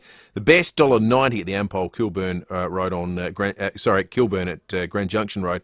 The cheapest diesel is cheaper than all that, still at $1.84. So well played diesel. $1.84 at the United Paraka on Main North Road. Let's take some calls because a few people have been ringing the open line 8223 0000. Judith in Monopara. Good morning. Good morning, Will and Dave. I'm just ringing about the housing crisis. I live in Monopara and Alawoona Road. There's 2 empty houses here that have been empty for over 3.5 years. I presume they're housing trust. If not, if they're privately owned, why aren't the people putting these up on the market and selling them with the market being up as high as it is at the moment? And surely somebody has to pay council rates for these properties. So why are these properties being left empty? They're perfectly good homes that anyone could live in. It's a nice area, and why aren't people... Why are these houses empty when there's such a housing crisis? Well, if you wanted to rent them out, you can just about name your price these days. Yeah. If you wanted to, if you wanted to sell them, you'd make a mozza. Surely they can't be housing trust, can they? I'd be stunned if they were, given that the housing trust is always under pressure from demand for public housing. That's an interesting one, Judith. Thank you. David from the Adelaide Hills is on the line. Morning, David. Good morning. I want to touch on the person's comment about the extra cost of making houses fire safe. As a person who's lived in the Adelaide Hills my entire life and come from multi-generational farmers, you must build things in the hills to resist fire. Fire is primal, and if you're not prepared, you're dead. I was here during 83, and it's a miracle that anything on the farm survived. My father in 59 was on a CFS truck in Blackwood, which got burnt over, and he got third-degree burns to most of his body, and a couple of people in the truck were killed. And my grandparents back in 39, they ended up digging a hole and burying my grandfather to stop him being burnt to death as these fires come across. These are primal forces. Spending a few bucks on a tank and a pump is not much to spend when you consider that water and that pump could be saving your life, literally. Yeah, that does make sense, Dave. I think the issue is, like, which areas are we talking about, though? And the other thing is the inconsistency. Well, there's no difference between a new house and an old house in terms of its capacity to burn down. So why do the rules only apply to new housing? That's I think what confuses people. But to your broader point, though, yeah, I don't think we can be blasé about it at all. No, absolutely. Thank you, David. Appreciate it. 8223 0000. Shoot us a text on the Dutton's text line. Let's head out on the road and catch up with Jade Robran, who's done an excellent job telling the stories of people who too often are statistics and not people. Jade, you've caught up with another of these small business owners that has been impacted by, I was just going to say petty crime, but it's really not petty at all, is it? That's right, Will. And doesn't it just feel like another week, another group of small businesses being broken into, and the public really, really have had enough, especially these business owners. Now, this time, a group broke into 3 shops along Grange Road in Allenby Gardens over the weekend. One of the 3 was caught by police, but they are still on the hunt for 2 others. The businesses were a health and wellness company, also a coffee shop, and another medical store along there. Now, it's the CCTV vision that's alarming. The group just seem very calm, very calculated, very determined to smash the store fronts or doors. They head straight for the till, so it is cash that they're after. Police were called to the stores just a few minutes after midnight on Saturday night, and thankfully a patrol was just a few hundred metres down the road, so they were really quick onto the scene, and they searched the area and arrested a 14-year-old boy from Burton. They've charged him with 3 counts of serious criminal trespass and 3 counts of theft, but he was refused police bail and appeared in the Adelaide Youth Court yesterday. Doesn't help the emotions, the anger of these business owners that have been broken into. I caught up with Sam Goulter, who owns Awaken Health and Wellness. Her business was the first broken into. Sam, you got quite a unwanted phone call on Saturday night. What happened to your business?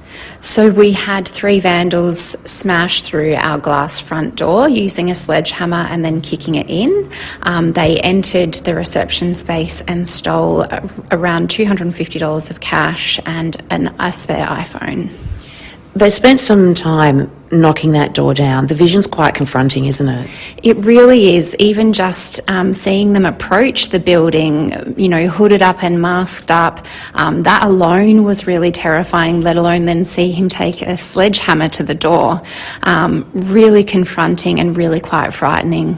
And watching the vision back, I mean, this is your business, you've put everything into it. Just how does that make you feel?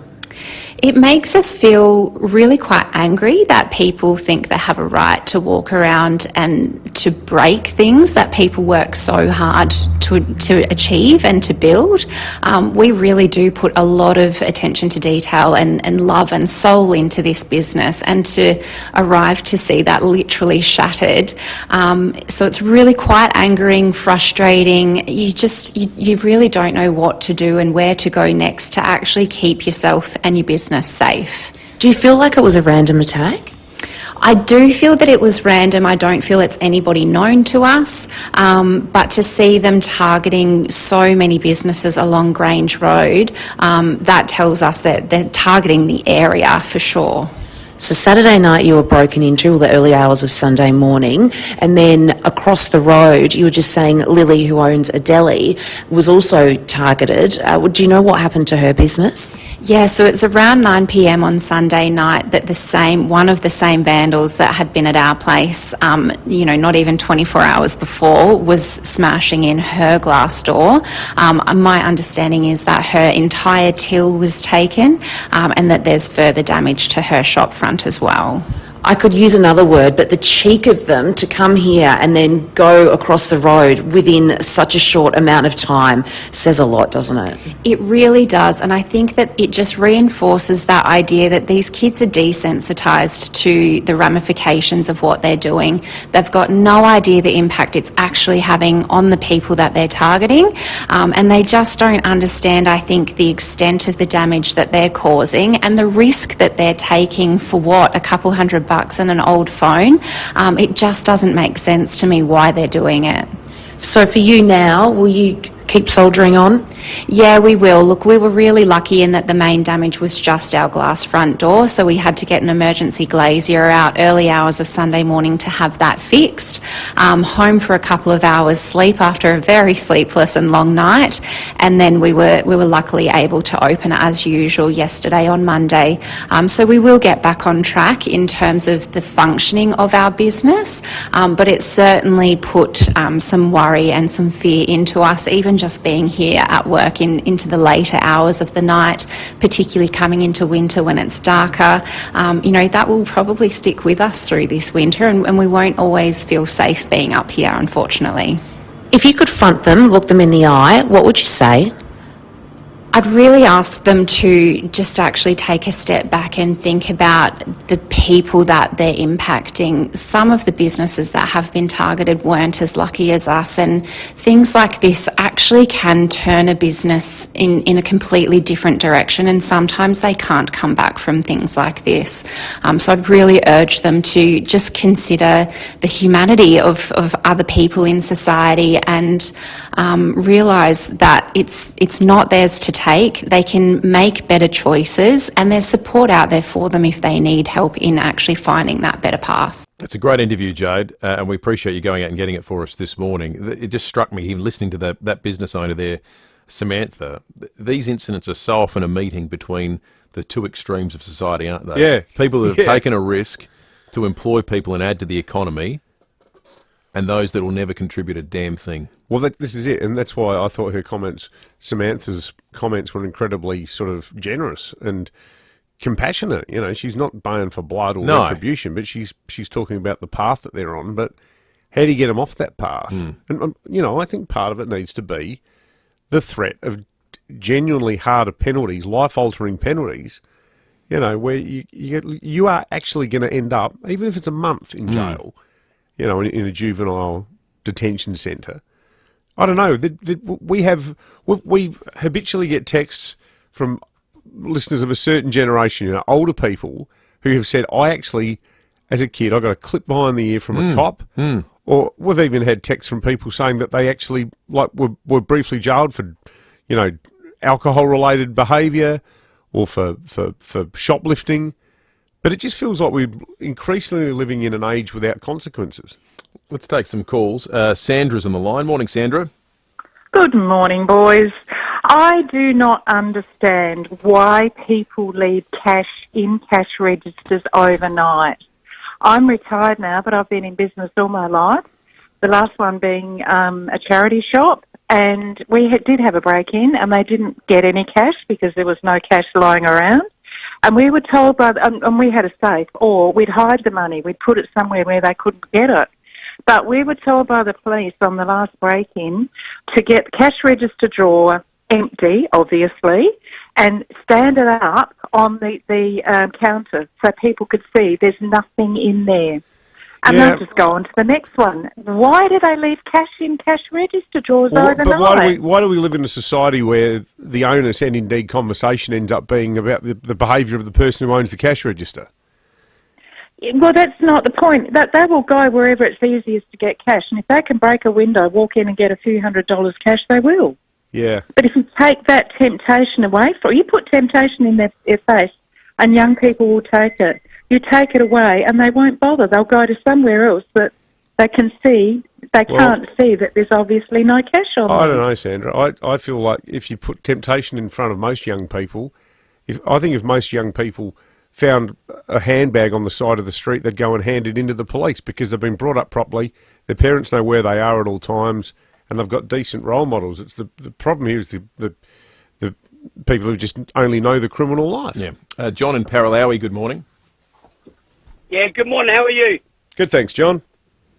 Yeah, I live in Paralawi, and obviously up there, we've got a neighbourhood watch Facebook out there with all our neighbours. We've seen videos of, well, I've seen it as well, of people, probably kids between 14 and 16 years of age, going onto people's property, kicking the roller doors in, trying to get some way of getting into their property. Now, the neighbour across the road called the police out because his door got smashed in. Police came out 4.5 hours later. Basically, no help. And basically they said, look, I think the kids are having some fun on your expense. Now, if that's the mentality of the people that were looking to look after us, it looks like we've probably got to look after our own self, because I tell you now, we are ready for them, and we're just waiting for the right time when they do come onto our property. And I don't care what's going to happen, because nothing's happening up the top. And You should care, John, because the way the law works, if you do something, you'll be in more trouble than they will be. I know, but if they come on my property, and I know that's the wrong thing, if they touch any person, my property, my family, obviously, I feel sorry for the police. They're doing their hard work, but I feel that when it gets to the point of going into the courts, they're just slapping them with go out and, do it again. Yeah, I think that's a reasonable The courts assessment. is one thing, the police is the other. And we should stress that, most of the time when we talk about things like this, I mean, they've already caught one of these kids from Grange Road. They've got the 14-year-old. Stacey said the police were great. That dealt with the courts is one thing, the police is the other. But I don't think, John, we need to all tap into our inner Clint Eastwoods here. Because you will, as Will said, you land yourself in more strife than anyone who's actually broken the law. All right, let's check traffic. Thanks to Aluva House, the leaders in turning your outdoor space into a great entertainment area with an opening and closing roof. At Dry Creek, a smash on the north-south motorway near the Port River Expressway, delays inbound. At St Clair, twisted traffic light due to a crash. Cheltenham Parade near Addison Road, and Wingfield a smash there too on the Salisbury Highway, causing really solid delays inbound near South Road. First, Watermaid at Ridgehaven, North East Road near Carter Street with the camera of the Esplanade at semaphore. OTR's range of barista-made coffee is available 24/7, so you can enjoy your coffee your way any time of the day or night. OTR, making life easy. Adelaide's most accurate traffic on 5AA. I'm Matthew Pantelis on 5AA Mornings today. We'll look at the overhead phone detection cameras and get a lawyer's point of view on them. Electric vehicles on Kangaroo Island. What is Sea-Link's policy for transporting the cars to and from the mainland? They're two of the topics today. There's a lot more as well. Your calls too are very welcome. Look forward to your company from 9. With help from FIVEAA Milk Company, cafes all over Adelaide have joined the fight to reduce plastic waste. Instead of single-use plastic bottles, they've introduced reusable 18-litre kegs. Over recent months, a phenomenal amount of single-use plastic bottles have been eliminated, and every day the tally grows. FIVEAA Milk Company, together with cafes, supermarkets, schools, restaurants, hotels and workplaces, expect to save our planet from millions of single-use plastic bottles. Visit fleuriomilkco.com.au for more. Beechwood Homes, Adelaide's leading bespoke home builder, celebrates 35 years. Over that time, they've helped many hundreds of people realise their dream of building a home exactly how they envisioned it. That's the wonderful thing about building with Beechwood. There are no set plans, no set rules. It all starts with a pen, paper, and your ideas. Just like it did 35 years ago. If you can dream it, Beechwood Homes can build it. Life's good. It's even better in a Beechwood home. G'day everyone, Cornsey here. Now I know a great team when I see one, and the South Australian hydraulic team I rate the highest is BL Shipway. The Shipway team are the best in the business. They've been looking after your hydraulic and pneumatic needs since 1953 with brands like Ryco, Rexroth, Enerpac, Hydac, Oilpath, EasyFit and many more. If you can't get to them, they'll send a Ryco 24/7 van to you anytime, anywhere. blshipway.com.au, a South Australian team you can count on. In tough times, it's the simple things that make a big difference. Like $19 schnitzel days at the Birkenhead Tavern, Excelsior and the Lighthouse Wharf. We know the humble schnitty can't fix all our problems, but we do know it'll put a smile on your dial. $19 schnitty, Mondays, Tuesdays and Wednesdays at the Birkenhead Tavern, Excelsior and the Lighthouse Wharf. Making the world a better place, one schnitty at a time. Got to start somewhere. You just know it's a Barreau Hotel. Ray White Business Sales. Business people selling businesses. Go on, touch base. Search RWC Business Sales. David Penberthy and Will Goodings, 5AA Breakfast. Right on 6 minutes to 9. Well, we spoke to the owner of the excellent Crown and Anchor Hotel, one of Adelaide's most beloved music venues. So many bands have got their start over the last 30 to 40 odd years playing shows at the Cranker, as it's affectionately known. Well, the Greens are going to be moving for the state government to oppose any demolition or reuse of the Crown and Anchor, and more broadly, though, to strengthen South Australia's heritage laws to better protect our cultural and social value. Robert Sims is the Greens MLC who's behind this push, and we have him on the line now. Robert, there's been a huge outpouring of support for the Crown and Anchor, but I think more broadly, does it feel to you like a bit of a sort of stop and take a breath moment where we're actually having a broader conversation about what's at stake here? Good morning. Yeah, absolutely it is. I think it's revealed two things. The first is the inadequacy of our existing heritage laws, because at the moment they only protect bricks and mortar. They don't look at actually the cultural and social value of a site. And if you look at a pub like the Crown and Anchor, that's had a liquor licence since the 1850s. It's about much more than just the building itself. It's played a key part in our community and indeed in South Australia's story. But then the other thing I think that this has exposed is the fragility of our live music sector here in South Australia. The fact that we're seeing a declining number of venues. And, the Premier's made much of Gather Round over the weekend, and, rightly so, it's been a great event. But if we want Adelaide to be a vibrant and dynamic place to live all year round, we can't afford to lose pubs like the Crown and Anchor. I think your point about the purpose of the building, and I mean it's history. It was a watering hole for all the wholesale market people for a long time. They used to do fried breakfast there at 5 o'clock in the morning for people who just emptied all of their push carts. But we don't want to end up where I think it's actually heartbreaking now. You look at that, I think they call it facadism in architecture, where we kept the front of the old East End market, and it's almost like a depressing reminder as to how beautiful the old building was.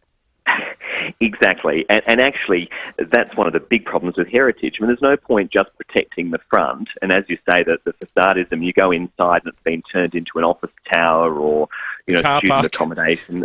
Exactly, a really glamorous entrance to a car park. Yeah. The UK grappled with this problem a number of years ago because they were dealing with the closure of a lot of their iconic pubs as well. And so they've broadened the definition, and that's what we're looking for the government to do. Now, I wrote Susan Close and Nick Champion a letter. They're planning and heritage ministers respectively. I haven't gotten anything back from them, and so we're now moving on this in the Parliament, and I'm looking to also try and get a bill drafted. But of course, time is of the essence here because an application has already been lodged and the government needs to move quickly, and that's why we're saying let's change the law, but also calling on them to actually oppose this redevelopment and to form a position on it, because at the moment they're totally staying out of the debate, and I just think that's a real cop-out. Yeah, I agree with you. Robert Sims, Greens MLC, thanks for joining us this morning on the 5AA Breakfast Show. What about that? passionate agreement with the Greens. Had to happen eventually. He's a nice guy. Robert Sims. That is all from us this morning. We're out of time. Make sure you stick around. Matthew Pantelis will be up straight after 5AA News.